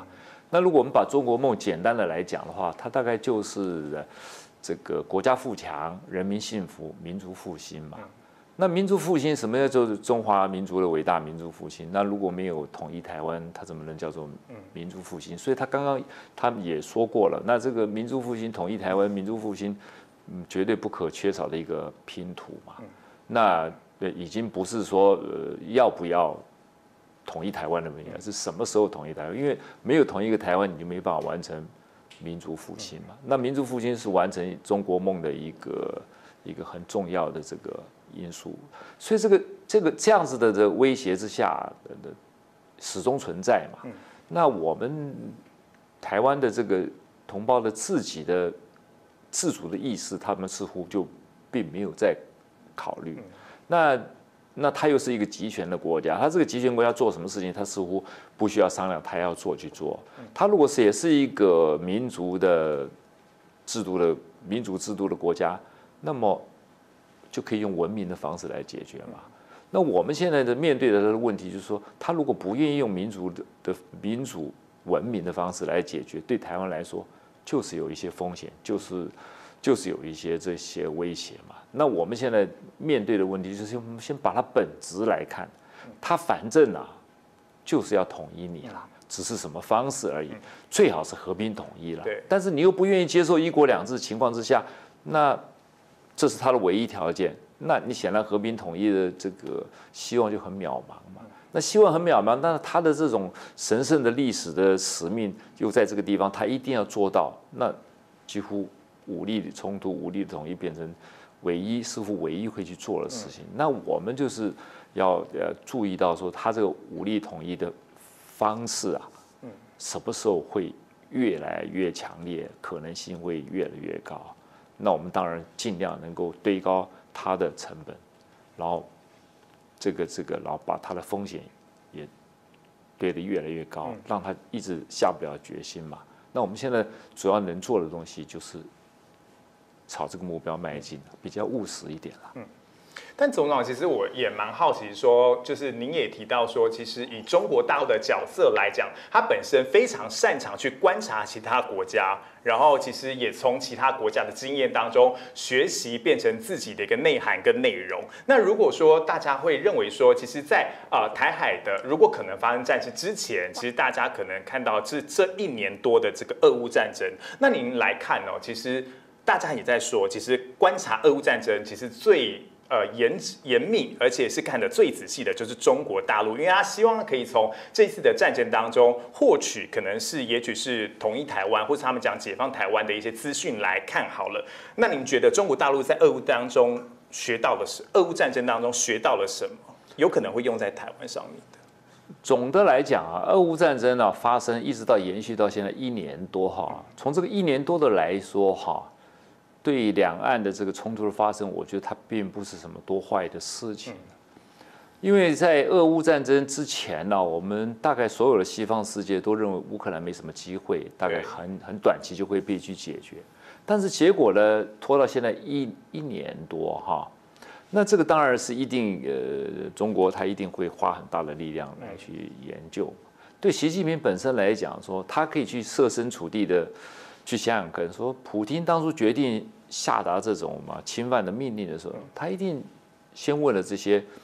军事的参谋、军事的首领嘛。那军事首领一定给他一个很肯定、乐观的答案，他才会做这个决定。但是战士的反应跟他们这种建议显然会互相冲突。对。那么有一天，如果说习近平觉得时机到了，他就问他的军事军头、军事将领说：“我们有没有能力很快的就能够武力统一台湾？”那按照中国传统文化，当然都一定都说可以。但在从俄乌经验的反应上面来看，习近平可能就会去仔细在思考文化的问题。我这样子问他们，他到底是为了取悦我的心、满足我的心呢，还是我们真正有这个实力？他会变得比较审慎了。第二个就是俄乌战争上面的，可以看出来是说，你去侵犯别人，你国力虽然比较强，但是弱国还是有机会抵抗的。那弱国还是有机会抵抗的，当然我们大家都知道，运用这一些不对称战争的方法，能够有效的抵抗。那有一天，如果说中共决定来武力侵犯台湾，他是强者一方，我们弱者一方，那我们从乌克兰战争上面所学到的这些不对称的思维、不对称的作战，用这样子的方式跟他对抗的时候，他会不会也会重蹈俄罗斯的覆辙？这个可能他也会去仔细的考虑。所以他现在目前来讲，就是怎么样能够从俄乌战争中他吸取的经验教训，不要去犯这个俄罗斯一样的毛病，而且他能够速战速决。他如果有一天他真的决定武力统一台湾的时候，他不会像俄罗斯这样深陷在战争的泥淖，很快的就能够解决。这是他一直在注意的事情。那相反的，那我们当然也就是说，我们怎么样能够让他一直想不出一个好的方法，能够不会像俄罗斯这个侵略乌克兰这样子啊，陷入这么久。那越快的征服我们，他的意图就会越强。那这是我们要准备的方面。对，这的确是我们要来准备的地方哦。但我们要来看到，其实大家还是会来讨论到的，就是什么时候是关键的时间点。所以其实我们列出了3个关键的时间点。第一个，大家可能认为对台海来说会比较有危机的是2027的建军100年，就是中国大陆的建军100年的时候，其实当时习近平就是会要求解放军要发展成世界一流的军队。但是呢，到了2032年的时候，其实当时也是一个非常关键的时间点。为什么？因为是习近平，如果他会继续连任的话，第4任期就是届满了，是在2032年。再来呢，就是2049年建国100年的时候，也就是他们认为说，如果真的习近平要实现他的中国梦的话，这就是最后的验收时刻了。所以这些时间点是大家可能讨论说，台湾要特别注意、提高警觉的。而刚刚总长其实也提到说，其实要一个国家要侵略另外一个国家，非常关键的2个字，一个就是意图，再来就是能力，这2个都是必须要来加进来讨论的。但其实我想要请教总长说，哪些时间点是我们台湾特别要提高警觉的？还有，如果以一般像是我是平民老百姓来说好了，哪些的这个讯号是开战前可能大家就要特别注意到的？至于你其实你做这个节目很用心嘛，大概都有准备到2027、2032一直到2049，这是国际的这些专家学者一直在研究的一个指标嘛。那尤其2027跟2032就牵涉到这个习近平会继续要不要延续他的权力的问题嘛，因为个人的权利跟个人的野心呐，势必会跟可能的冲突的时间点会产生嘛。他如果在他的这个权力持续的过程当中碰到了一些威胁，他也许就会利用这些东西来转移的目标。但也许他如果掌权都要到20年，他或许他想要留下一些历史的这个定位嘛，那可能他又会做出一些让我们觉得不可思议的事情嘛。那至于2049，那或许跟习近平来讲，理论上当然是已经不太有太大的关系。可是你可以看得出，他这个2049他早就定为在他的军事化的这个强军梦的，已经要把2049这个建立成世界第一流的军队嘛。那所谓世界第一流军队，也就是说，跟已经这个美国已经并驾齐驱，已经也不把它看在眼里嘛。其实，在世界任何地方，它都可以争霸，更何况在它的这个家门口的这些附近嘛。那这几个时间点，我们确实是比较要注意的了。但是其实是说，对我们来讲，其实不管哪一个时间点，我们自己在这个可能爆发冲突的时间点之前的准备啊，我觉得已经刻不容缓了。你其实到2027到现在大概也只有4年嘛。对，如果我们能够真正建立一个后主的力量，啊，那一个句子的力量，让他觉得他一直没准备好。到了2027，那我们能够再加强这方面的这个能力，那么让他一直下不了决心，我们是有机会的。因为我们以小博大的情况之下，我们在比较低成本啊，建立一些不对称的能力方面哈，它比这种建立传统的载台要比较迅速容易的多了。对。但是关键是你愿不愿意这么做，愿不愿意抛弃这些传统的观念啊，抛弃这些大武器、这些高科技、高单价的这种东西，这对我们来说，从我自己的推动不对称战力的过程当中，其实是困难蛮多、挑战蛮多的。所以其实大家对所谓的这个相关的武器装备，其实都还是有一些特定的思维哦。那其实我也想要请教这个总长，我们讲说，其实对于台湾来讲，其实很多人这么多年份提出来，或是这么多的报告这个提出来，还有很多的国际媒体其实都有在报道。但是其实台湾其实都知道中国大陆有可能有进犯的野心，但是在于知行合一上面好像一直都没有办法同步。就是我知道这件事情，可是我又觉得他好像不会打过来，然后也没有做出一些对应的这个反应哦。就是面对这种知行不一的状态，总长是怎么看的？其实这是一个心理的问题啊。当事件爆发的时候啊，大家会有心理一些比较紧张、比较震惊、比较恐慌，大家的那个意识会比较强。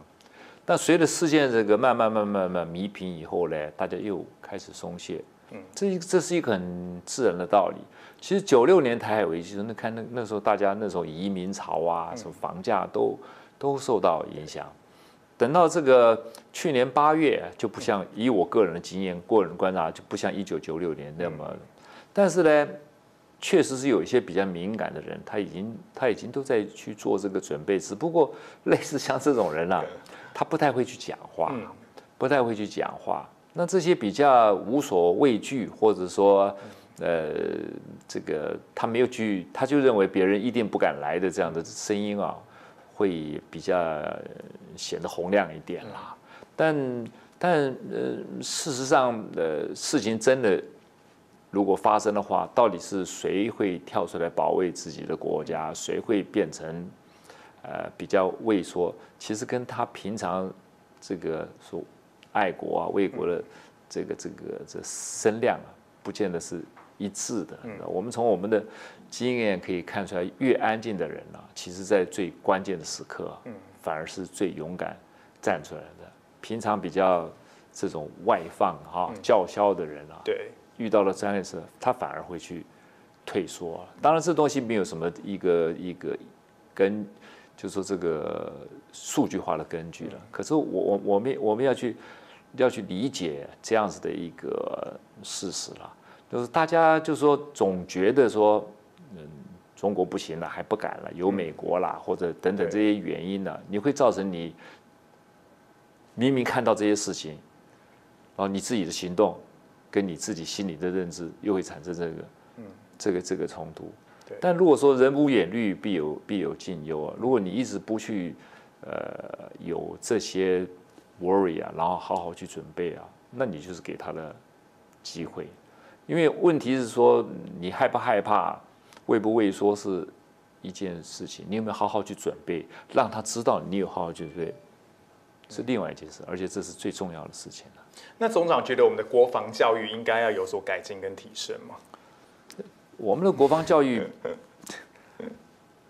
当然应该要做一些改进的，就是我们全民就全民来讲哈，我们必须要有一个这个国防的认知啊，大家是有一致的哈。对。那我个人是认为，不管任何一个人哈，我们希望就是我一直拿那个老罗斯福的话，这个当做台湾的一个最好的一个方法，就是手上握着大棒子，但是轻声细语。事实上你台湾只要如果不要让战争发生，台湾就是赢家。对。台湾如果发生了战争，即使到最后我们成功保卫了，不让他统一你了，其实。因为战场在台湾嘛，你也是输家嘛，对，所以不要让战争发生是重要的事情。但是你如果不让了战争发生，你大概有2件事情可以去做，一个就是你如何去预防它发生，另外一个就是嚇阻它，让它不敢动嘛。那预防战争，我是觉得这些双边的来往啦、接触啦、亲善啦哈，这些善意的行为都应该是要有啊，尤其不要去憎恨他啊，就像教父讲的，不要憎恨你的敌人，因为这会影响你的判断。因为你即使你再不喜欢他，你都需要有跟他接触。你要了解你的朋友，你更要了解你的敌人。如果你想要一直生存下去，不让战争威胁你的话，这些是这些全体国民应该具备的东西。但是这些东西就是一种比较政治也比较心理上面的这些教育了。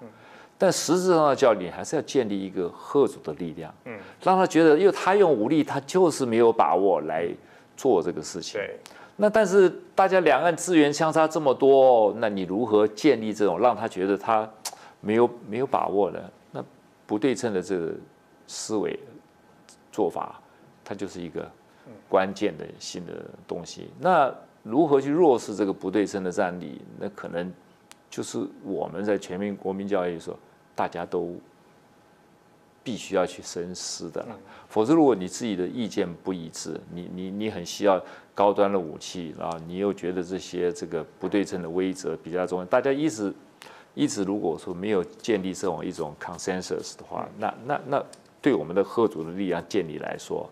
就会比较不好了。所以等于说，这个大的棒子还是要握在手上。但其实，如果我们从这个相关的军费的分析来看的话，的确，我们台湾的国防武力跟中国大陆相比起来，真的是弱小的非常多。我们先来看到军费的部分哦。其实以中国大陆的这个国防预算来看的话，其实到了这个2023年的时候，已经来到了1兆5563亿，这是人民币。如果换算成台币的话，就是6.8兆了。其实年增率来到7.2%。但在台湾呢，2023年其实我们的国防预算只有5863亿，而且这还是把国防预算加进去。如果你看到，其实从2018年到2022年，基本上是缓步上升，但是增加的幅度并没有太多，反而是在2022年到2023年这一年相较来说，增加的是比较多。不过不管怎么样，跟中国大陆的投资比起来，其实都是差的非常多，而且两岸的军费差距，你可以看到，在2021年的是差了16倍，2022年的时候17倍，在2023年，也就是今年的时候，差了11倍。那我其实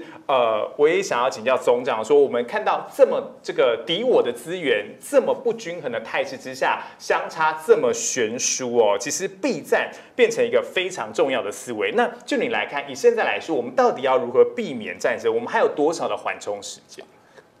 你现在准备的这个资料其实是算是比较保守。一般来说，我们也不会把这些特别预算纳入这些年度的预算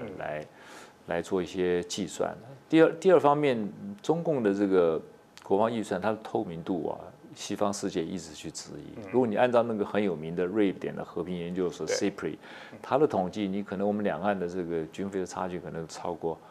20倍了。20倍。对，所以这方面我们必须要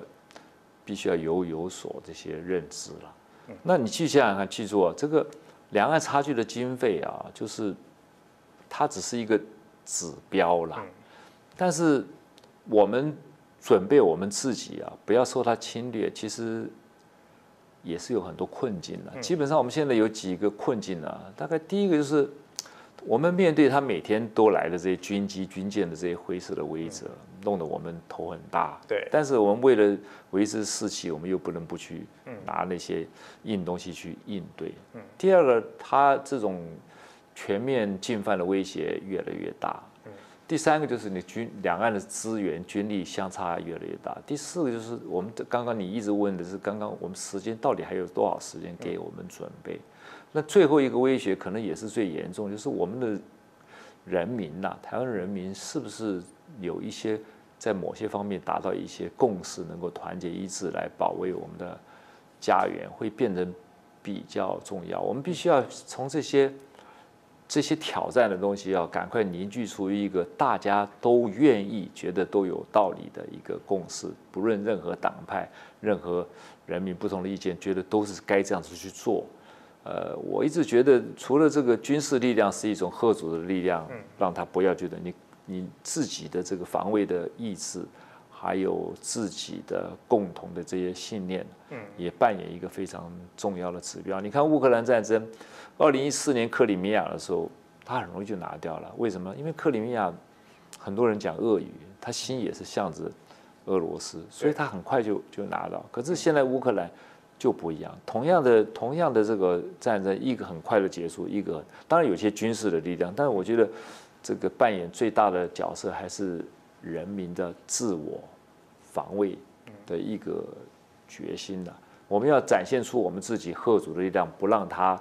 这个轻举妄动。在这样子资源这个悬殊的情况之下，我觉得我们最主要的是一个，大家是不是能够团结一致，展现我们的防卫的意志。我们防卫意志越强，我们反而越能够避免战火的可能的触发。所以意志的确是非常重要的一个国防资产哦。但其实刚刚总长也提到，他在自己的著作里提到，其实我们讲说，要避战的上策，其实基本上就是预防战争，再下来才是嚇阻，然后最后下策其实才是打赢战争。所以说，以台湾跟中国大陆这个相关的国防资源差这么多的状况之下，避战绝对是一个非常重要的关键。但其实在整个总长的概念里头，非常重要的，我们一再提到就是嚇阻。但其实嚇阻有非常多的方式。就您来看的话，台湾最有办法嚇阻中国大陆的方式是哪一些？然后，其实现在也很多的国际在讨论说结盟式的嚇阻，就是我找到我的好朋友，好，我们共享所谓的民主价值来讲好了。但其实以这样子的方式来说，我个人认为它其实有一点两面刃，因为的确，好，我们透过团结这些盟友，有办法拉拢这个支持我们的力量，但相反的，我们也被推到了风口浪尖上。您怎么看这件事情？我们从嚇阻理论上面来讲，大概嚇阻有3种嚇阻。第一种嚇阻就是所谓的报复式的嚇阻，那就是核子武器嘛。你如果攻击我，可能就大家互相毁灭保证。那台湾没有核子武器，当然这种嚇阻力量我们不可能采行嘛。那第二种就是你刚刚讲这种结盟式的嚇阻。结盟式的这些嚇阻啊，但是记住啊，结盟式的嚇阻，它主要的意义是有一个很坚定的军事同盟，例如北约、美韩、美日这些条文式的。战略上面的有一句话要注意的，口头的保证不是保证。你现在从找到民主价值、共同的价值上面，想要建立一个结盟式的嚇阻啊，可能机会并不大。对，为什么呢？因为嚇阻有3个重要的要素。第一个是实力，对。第二个是可信度，第3个是沟通，就3个 C， 所谓的 capabilities，这个 credibilities， 还有这个 communications。那你这种结盟式的嚇阻啊，重点是说别人信不信？因为你第一个，你先有一个实力，当然结盟是一种实力，但这种实力你要变成有用，一定要让他相信你有这个实力。对，不然的话，你即使有这个实力，他不相信，他还是会动手的。俄乌战争就是这样子啊。其实乌克兰已经有这个实力可以跟你耗很久了，但是俄罗斯相不相信？他没相信，所以他就做。他如果当初相信的时候，他可能想说，我深陷在战争泥淖这样子1年多，他可能就不会做。对。所以你这个结盟式的嚇阻，不是说我们共享民主价值就能够嚇阻了他，你得看看中国买不买这个单呢？以我现在来看，他不可能买单的。对，因为这个国际政治、国际跟国与国之间关系，其实就是一个现实主义的关系。别人一定是考虑他自己的国家利益嘛，不管是大国、中国、小国，他永远考虑自己的国家利益嘛。那这种，如果相信这些什么共同的价值，然后认为这会有力量，你这种想法、这种理由啊，太偷懒。不要那么偷懒啊，总觉得说我们是民族自由、人权呐、什么这些，所以呢，我们大家就会一起来这。如果你真这样子的话，对台湾的这个生存呢，太危险，不能依赖这个东西。而且我根本不相信中共会因为说你这样子共享民主价值什么的，我要是武力去攻打台湾，别的国家就是因为我们要保卫了共同的民主价值，然后一起来协助台湾跟你打，你会信吗？你自己都不信的东西，不要想叫你的敌人信嘛。那我觉得，那我们现在唯一的吓阻就是我刚刚讲的2种的吓阻的方式，最后一种就是叫做拒止式的吓阻，就 deterrence by denial。什么东西？就是我建立自己的很强的力量，你不要来打我，你来打我，你损失会很大。而且你不见得会成功。对，那这个东西是一种自立自强的吓阻。我们需要的吓阻是这样的吓阻，依靠别人的吓阻，老实讲，通通不可靠了。对，而且其实以台湾跟这个美国的关系，就是一个台湾关系吧，它其实也没有明确的这个军事同盟或是军事协助的一个相关的确定写进条文的一个规定跟法律哦。那我们要来看到，其实现在这个总长其实在之前就提出了所谓的整体防卫构想啦，那以是创新不退阵的概念来做思考轴心哦。但其实我也蛮好奇的说，当然如果乌克兰其实跟俄罗斯，它本身打的也是个不对称的战争。那其实以这个我们国防武力还有国防预算这么有限的状况之下，我们该自己研发武器吗？还有就是或者是说我们如果要买的话，应该要买哪些武器会比较好？对台湾的处境来说，就我们刚刚探讨了，我们的国防资源差距这么多，就是他钱非常多，然后我们的钱非常少；他人也非常多，我们人也非常少。在这样子的一个悬殊的差距之下，你还要建立一个吓阻的能力，让他觉得他很难吃掉你。对，那你就要去想想看，其实这已经不是一个军事作战的问题啊，这是一个经济的问题啊，对不对？我们在做建军规划的时候，我们不太想到这个资源如何去分配的问题，机会成本的问题，对，优先次序的问题，所以我们以这么少的资源，还想要建立这样子的一个很大的一个吓阻的能力，我觉得有3点，这个很重要。我们去做建立武力的时候，我们必须想，第一个，我们一定要建立的武力，我们要第一个要低成本，第2个要高存活，对，第3个是要高杀伤，你如果有低成本，你成本不够低，你的钱就不够建立足够的力量。如果你的存活能力很差，它很远距离就可以消灭你，你建立再多的能力都没有用。当然，如果说你这些的建立的力量，你对它没有杀伤性、没有毁灭性，对它的吓阻力量也不够。对，所以你如果说我们把这个不对称战力的这些一个从最简单的要素来看，大概就是低成本、高存活、高杀伤。如果你出了这个原则啊，你再去建立武力，不论你是想要自我制造，还要去买，你一定会搞错了方向。因为机会成本是一件，我觉得大家一定要去思考的。对，尤其这种传统载台非常的贵，当你买了这个东西，你可能就没有钱买另外的东西，牺牲另外一个。对，这是一个机会成本的问题。其实这不是一个军事问题，这是一个经济的问题嘛，对不对？这个我们古书也有讲的，无所不备，这无所不寡嘛。你处处防就等于处处不防嘛。你想在每一个地方都能想要战胜敌人，就每个地方你都战胜不了。为什么？你备多力就分嘛。你如何抓到你的重点，建立这个重点的坚固的能力，然后让他的战争目标没有办法达成，他来攻击你。他不是为了攻击你而攻击，他为了有一个政治的战争目标。他如果确定他的政治战争目标没有办法达成，他就不会去动手嘛。那我们力量不够大，你想每个地方去防范它，那你会失败。你需要抓到这些重点。那我的重点是什么呢？不管你是自制还是向外采购，低成本、高存活、高杀伤，这是我们一定要去特别注意到的地方。但其实我也蛮好奇的，是说，其实我们讲说，当然我们讲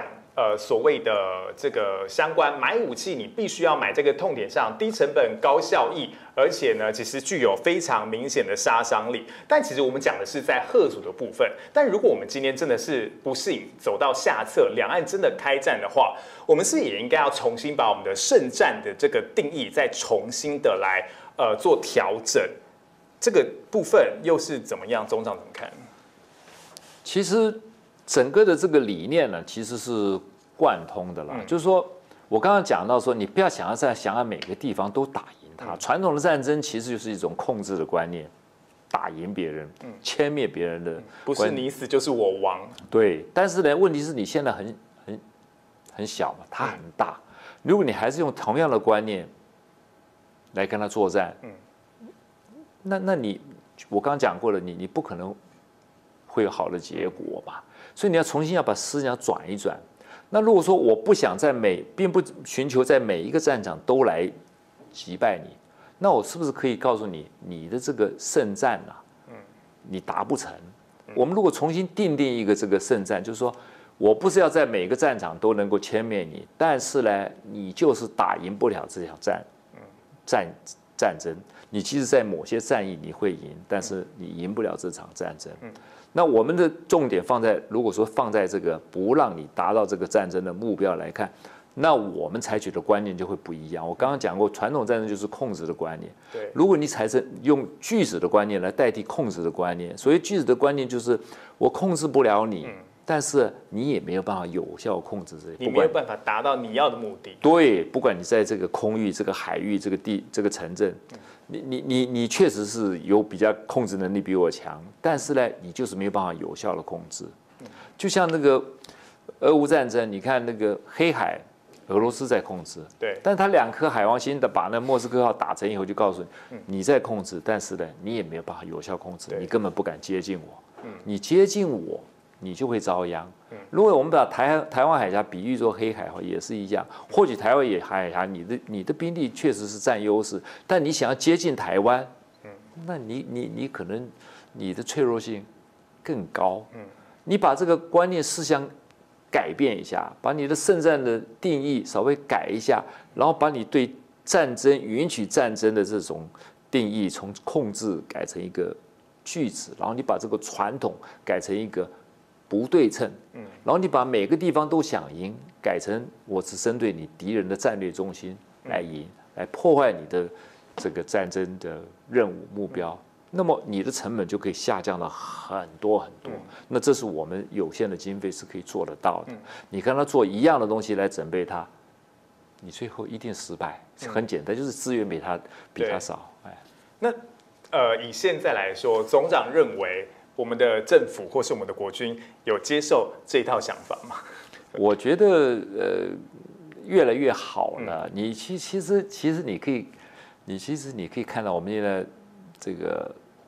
比较一下吧。我退伍大概4年多嘛，但是最近这2年，尤其这个我出书了以后，你会觉得有很多这些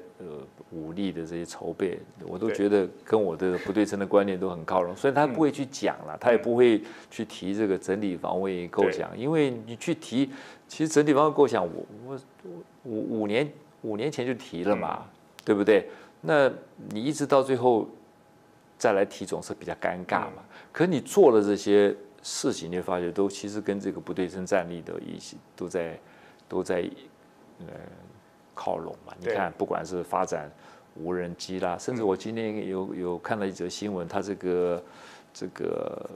空军也要向美国叫这个去采购这个叫做国家先进这个平面对空的这个防空系统，叫 NASAM。那我在这书上都有一些具体的这些建议。那我自己也非常高兴，看了。虽然这个政府啊跟国军他并没有提这些东西，但是我觉得他们的做法一直朝这个不对称战力准备这个在偏移。我觉得这是一个可喜的现象了。我希望他们能够更偏移啦，因为很显然就是说，怎么样去拿捏这个传统的载台跟不对称战力的一个平衡点，这是一个很重要。那一个是面对只能面对这种灰色规则来作用，一个是面对你生死存亡的全面进犯，孰轻孰重，自己要拿捏，哪一个摆得重，哪一个摆得轻，这必须要深刻的思考一下。的确，这就是非常重要、需要权衡的地方。不过，我们讲说贺祖非常重要的关键还是在备战。那我们来看到我们的独家报道。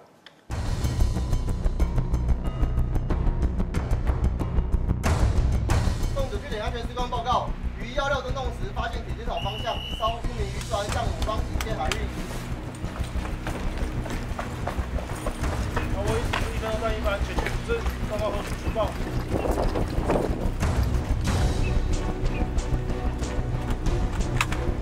国之北疆60年来战争未曾真正发生，只怕威胁蠢蠢欲动。前方800公尺处越界渔船，此地为军事重地，请技术离开。身在前线中的前线守备部队的日常是把警戒处置练成肌肉记忆，不让各种类型的不明船只伺机逼近高登。然而，警告口号也得有人听。我发现1批以下不明式飞行器由北向南飞行，距离600，标高600。我不待命令，实施射击。希尔未必都从海上来，近几年一次又一次，冷不防来犯的是体积小又飘忽不定的无人机。报告舰长，待命5已完成射击前准备，待命射击。来者不善，卫哨官兵就战斗位置，装弹、拉柄、举枪瞄准空中目标，这是外里岛战备的新现况、新常态。看到有真的飞过来吗？还是没去？有，真的是从这样高空这样飞过去。当下看到状况是什么？当下看到就是按照我们流程去准备，无人机会开始吹哨，然后我们就会，如果没有在执勤人，就会躲在掩体底下，不要让他们轻易的侦测到我们平常的活动。我只有看到就是我们洞6执行人员跟军长有射那个信号弹，因为那时候有下令就是不待命令，就是直接先射信号弹这样。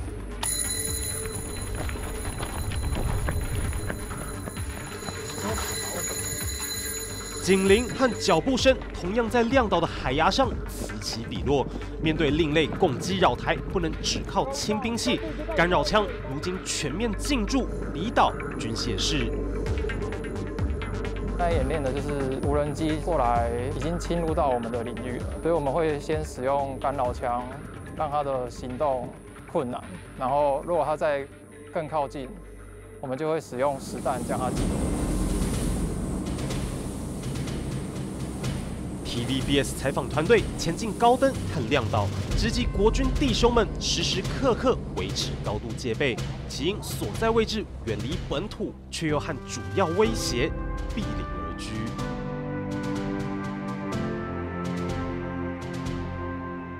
天气好的时候，从高登往西看，距离中国大陆的黄岐半岛只有9.25公里远。9.25公里是什么样的概念？航速30节的快艇到这里只要10分钟。更不用提环台军演，在这里就能清楚听到解放军的实弹火炮声。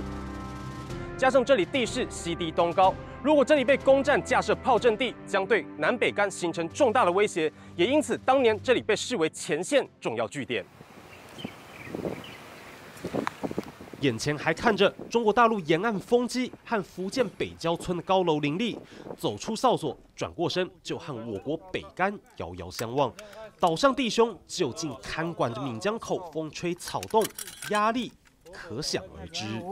盖上机甲盖，盖上机甲盖。当时到岛上的时候，发现这边离大陆真的很近，然后每天执行卫哨的时候，就会看着大陆的船只过去。第一次值夜哨的时候，看着对岸的灯光离我们这边非常近，就好像随时都有可能会有人会上岛。位处马祖列岛，距离中国大陆的最近点，使得高登过去被视为解放军进犯必攻之地。而亮岛虽然独自立于汪洋，国军当年之所以坚持设立据点，是基于维护航行安全，也防止远在50公里外的东引被单独封锁。不过现代武器早已打破这种地理限制。那时候我们有看到烟这样飞过去，当时候已经做好准备，就是随时作战。我们人在哪里，装备就在哪里。所以他们摸哨的时候不像以前要砍脑袋、切耳朵，所以最多的70年是马祖最多的一个叫什么铅灰打火节。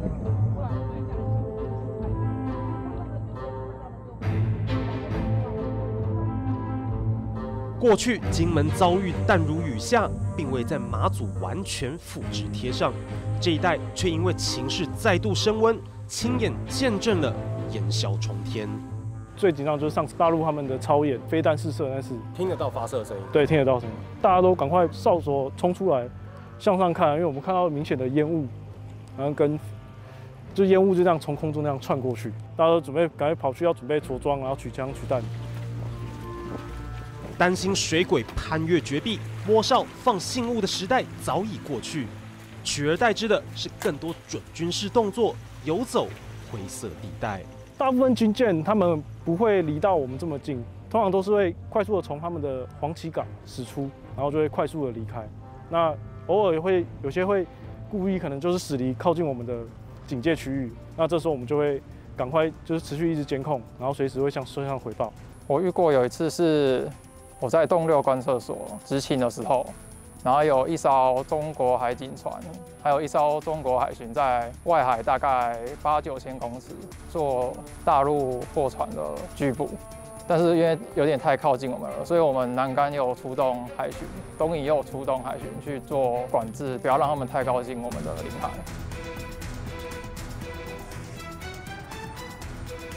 矗立于崖上的据点和国旗，见证战情变迁，继续陪着弟兄捍卫疆界。哪怕实际的战略价值早已不复以往，但领土之内，即便弹丸之地，铁汉们日以继夜，用行动坚守，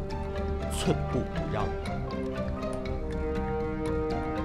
那回过头来，我们来看到，其实现在在我们台湾的外岛，还有在整个台湾海峡上，我们的第一线来讲，其实现在包括我们的空域还有海域上，都会面临到中国大陆所带的灰色进犯，而且这样的状况，其实在2016年开始的时候就变得非常明显。包括现在大家其实都会很熟悉到，是我们防空识别区可能又被侵入，还有在海上的部分，中国大陆的采砂船也对我们的海岸，不论是对民众或是在军方，都造成非常大的威胁。那其实我也想要请教总长说，我们怎么去解读中国大陆这个所谓的灰色进犯？他也不是打你，但他就是一直骚扰你。而且有没有可能有一天，这个灰色进犯可能就像放羊的孩子一样，放久了之后就变成成真？会不会有可能因为这个灰色进犯而变成闪电作战的可能？灰色进犯啊，最主要有几个目的啦。它第一个就是威慑你，让你害怕，对，让你恐惧嘛。那在军事作为上面，它也可以去消耗你的传统的兵力嘛，因为它多，你少嘛。那第三个，它也可以练习他自己的这个活动的能力嘛，战场经营能力，对不对？第四个，它也可以测试你的反应能力再怎么样。当然，第五个，它也可以顺便去拒止一下美军在我们这个台湾附近的这些活动，它有很多的这个目的嘛。但是它到底它最终的目的还是一个威慑嘛，它到底不是一个生死存亡的活动嘛。对，除非你所讲的，它可以突然从灰色的这个侵略侵犯的行动，突然变成一个全面性的真正的侵犯的行动，那这是确实有可能。事实上，你想要说产生一个突袭的情况之下，让大家都不知道，以现在战略情报、这个电子情报、这个影像情报这么发达，可能性不太高啦。那它很可能从某种演训威慑你东西，突然转变成一个粹来对你发力，这确实是一个威胁。但如果说以我们现在每天只是大概这个1-20架、20-30架飞机，或者这个五六艘战舰围绕着我们这个地方，这样子的灰色侵犯，那还不至于构成一个非常关键的力量，说从灰色的进犯变成实际的这个进犯。他如果像那个8月经验像那样子的规模，我们就要比较小心了。你去想想，他8月经验，他有10几20艘军舰来，我们还这样用1对1的这样子来监视他、监控他，万一他突然转成真正的战呢？对，它在同一时间全部来攻击你来，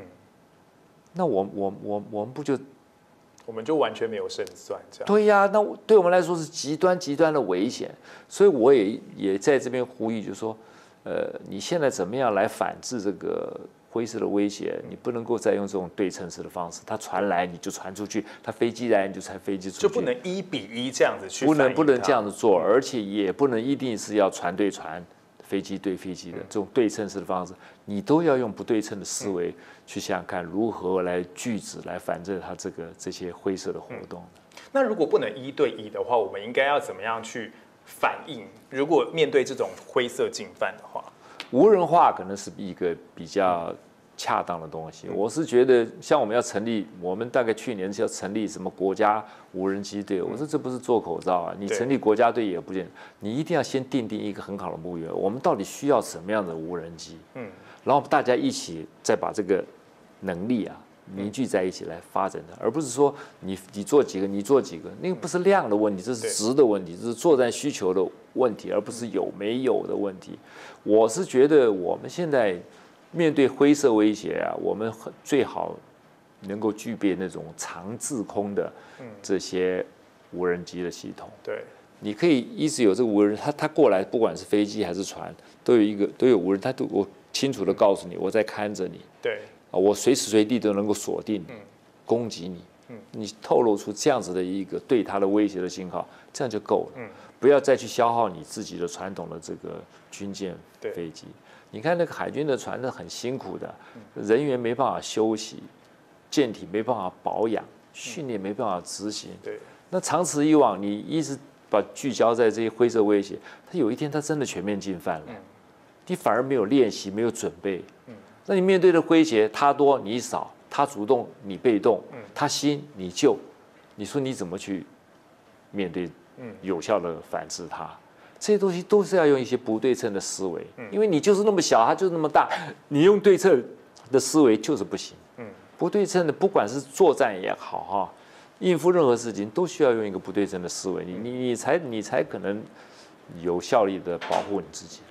不过我们说到所谓的这个思维上的转变哦，在俄乌战争之后，其实的确有非常多改变，包括我们说的这个陆海空。其实过去你可能会想到的是装甲车啦、战机啦，或是战舰等等。其实现在发现说飞弹才是重点，因为如果今天在海上武力的部分，其实反舰的飞弹或许会比战舰好用，还有这个防空飞弹，在这个俄乌战争当中，其实也算是一个建功非常重要的一个武器哦。那这个总长怎么看到说，其实台湾从这个俄乌战争来看到的话，可以怎么样调整我们的军事布局呢？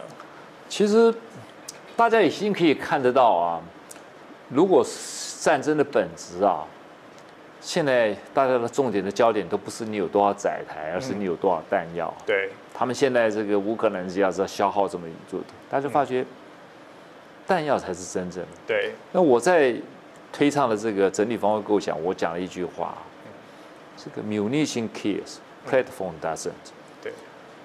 弹药可以杀敌，武器可以杀敌，载台不能杀敌。但是你看我们买那么多 F-16啦，不管买什么几天啦 M1A2，那些都是载台。你要杀敌，你还要再付出额外的钱去买这些武器弹药。所以我们怎么样去建立这个能力呢？就很简单。我们必须一定要转换什么呢？我们必须要转换一个传统是以载台为中心的一个战力的整建，改变成武器为中心的一个战力的改变。不要太重视那些很华丽啦、先进那些载的，对。而重点在你有什么武器能够真正打到它的要害，然后它没办法攻击你，也就是你有高成活力，你有很高的杀伤力。它很脆弱，那么这样子你就能够成功。那你不需要那些华丽的载台嘛？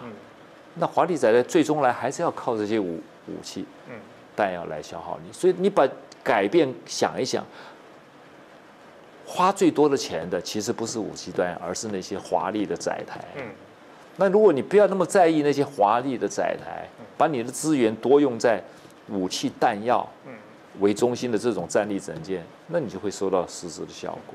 所以等于说你重新设定的目标，不论是可能保卫台湾，或者是说有其他的这个相关的所谓的目标的设定来说好了，自然就会牵到所谓的资源分配，自然就会有架构整个国防武力的这个政策非常重要的一个方向。但我最后想要请教，其实在总长自己的书里，其实也提到了非常多《孙子兵法》的一些概念哦。其实我蛮好奇的说，《孙子兵法》大家会讲不战而屈人之兵，就是避战还是一个非常重要的概念。那如果从不战而屈人之兵这个概念来说的话，台湾可以怎么样办到这件事情，可以有效的防止中国大陆的进犯，以和平当做一个非常重要的关键？你说《孙子兵法》它有一些战争的原则，其实是颠扑不破的。如果你真的要看《孙子兵法》，我觉得我自己的观察有2个重点啦。第一个是他提出的关系是慎战，慎战是就是那个谨慎的慎，对，你不要随便发动战争了。那这个如果说你可以达到你的战争目标，就是你讲的不战而屈人之兵，那就是胜之胜者，最上等的胜。第二个就是要先胜，如果你非得面临战争不可的话，你要发动这个战争，你一定要知道你一定会打胜，你再来发动这个有把握，你一定要基本上有2个一个是胜战，一个是先胜。那这是对强者来讲，或者对对等的方式来讲。那你刚刚提出一个题目，其实比实际的《孙子兵法》的上面还严苛啊，因为我们以一个比较弱小的国家要面对想运用这些战争的这个原理，能够不战而屈人之兵是很困难的，因为你的力量是比较小的。那我还是要重复的讲，要很简单，你力量比较小，你就要建立一些关键性的能力，让他虽然能够打赢很多东西，但是他就是没办法把你吃下来。所以你还是要回到你不能让他达到他的战争任务、战争目标，而不是一直在寻求建立一些能力，想要在战场上打赢他、杀死他，不能这样子想。你如果这样子想的话，你想要不战而屈人之兵做不到，他也不太相信你能够在战场打赢他。你要让他相信，你即使在战场能够战胜我，你还是达成不了你的战争的目标，那他不敢发动战争。对弱国来讲，你不敢发动战争，我能够预防到战争，我能够嚇阻战争，这对弱国来讲就是一个不战而屈人之兵啊。对，那我最后还想要再请教总长说，当然您刚刚一直提到说，如果台湾要必须可以嚇阻中国大陆的话，第一个巨大的棒子是非常重要的。然后其实前面有一句话就是轻声细语，您认为说这个轻声细语，由于我们在一个比较敏感的时间点，就是2024马上就要选举了，您觉得在两岸的关系调整上，可以怎么样做调整？我是觉得啊，现在两岸的这个情况扭在这个地方，大家谁都不愿意把这个步调放得比较轻柔一点的。其实这个从对战争来讲，这不是一件好事情。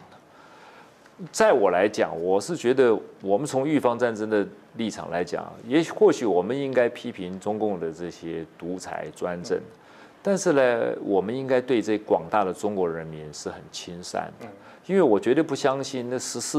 因为现在共产党员大概9000万嘛，假设其他13点亿是一般的中国人民，我不太相信会有超过1半以上的中国人民希望用武力战争方式来统一台湾嘛。那你如果说能够跟这个绝大部分的这个中国人民，一般的人民能够亲善，让他支持，觉得台湾的人民都是非常善良、爱好和平。对，他们虽然希望统一，但是也希望用一个文明的方式来统一。干嘛一定要用血腥的方式统一呢？如果你能够达到他这样子的目的，让他的中国的人民觉得我们应该用文明的方式来试着统一台湾，但你就可以不战而屈人之兵嘛。那这就是一种轻声细语的方法嘛。如果你能够用轻声细语的方法，能够打动中国的人民。中国共产党他最怕的就是他的人民，你去把他的这些人民拉拢到你在这个地方，他为了不敢得罪人民，他就不会敢来对你动武嘛。那这就是不是标准的不战而屈人之兵吗？当然这也是轻声细语啦。那其他的方法当然手上拿大棒子啊，那军事准备当然是需要的。但是轻声细语去跟他有接触，去跟他建立一些很善意的氛围关系，我觉得这是在任何时间都需要。你看美国现在遏制他，美国也不断的要，对他也是一直去出访中国大陆。对呀，他道理其实都是一样，都是如果都把它讲的变成他去出访中国大陆就是轻声细语，他想要遏制中国，对不对？不给管制他的这个晶片，那这就是大棒子嘛，是不是？他就是吓阻跟预防嘛，是两。其实不管是边打边谈的概念。对，那尤其我们对我们弱小的国家，如何运用这个，尽量把手上那个棒子能够变得更尖一点，然后能够轻声细语，不要让它有挑衅到，刺激到我们的这个理由。我觉得这很重要，尤其你去争取这些广大的一般的中国人民的认同来支持你，这种轻声细语，这才真叫做不战而屈人之兵啊。所以的确我们讲说要避战所谓的威吓力，还有吓阻力，甚至呢背后的这个相关的所谓的正常的双边交流，恐怕也才是互为标的，一体两面，才可以达到所谓的避战的最终目标。我们在今天也非常谢谢总长参与我们的节目。好，谢谢自己。好，感谢您收听今天的 TVBS 看世界，我是彭智宇，我们再会。瓦格纳一日兵变挑战普京权威，俄乌战争超过500天，台湾会变成亚洲乌克兰吗？中国对台军演侵扰，习近平不掩饰统一野心，台海风云，全球戒备一触即发。TVBS 看世界带您解读新世界。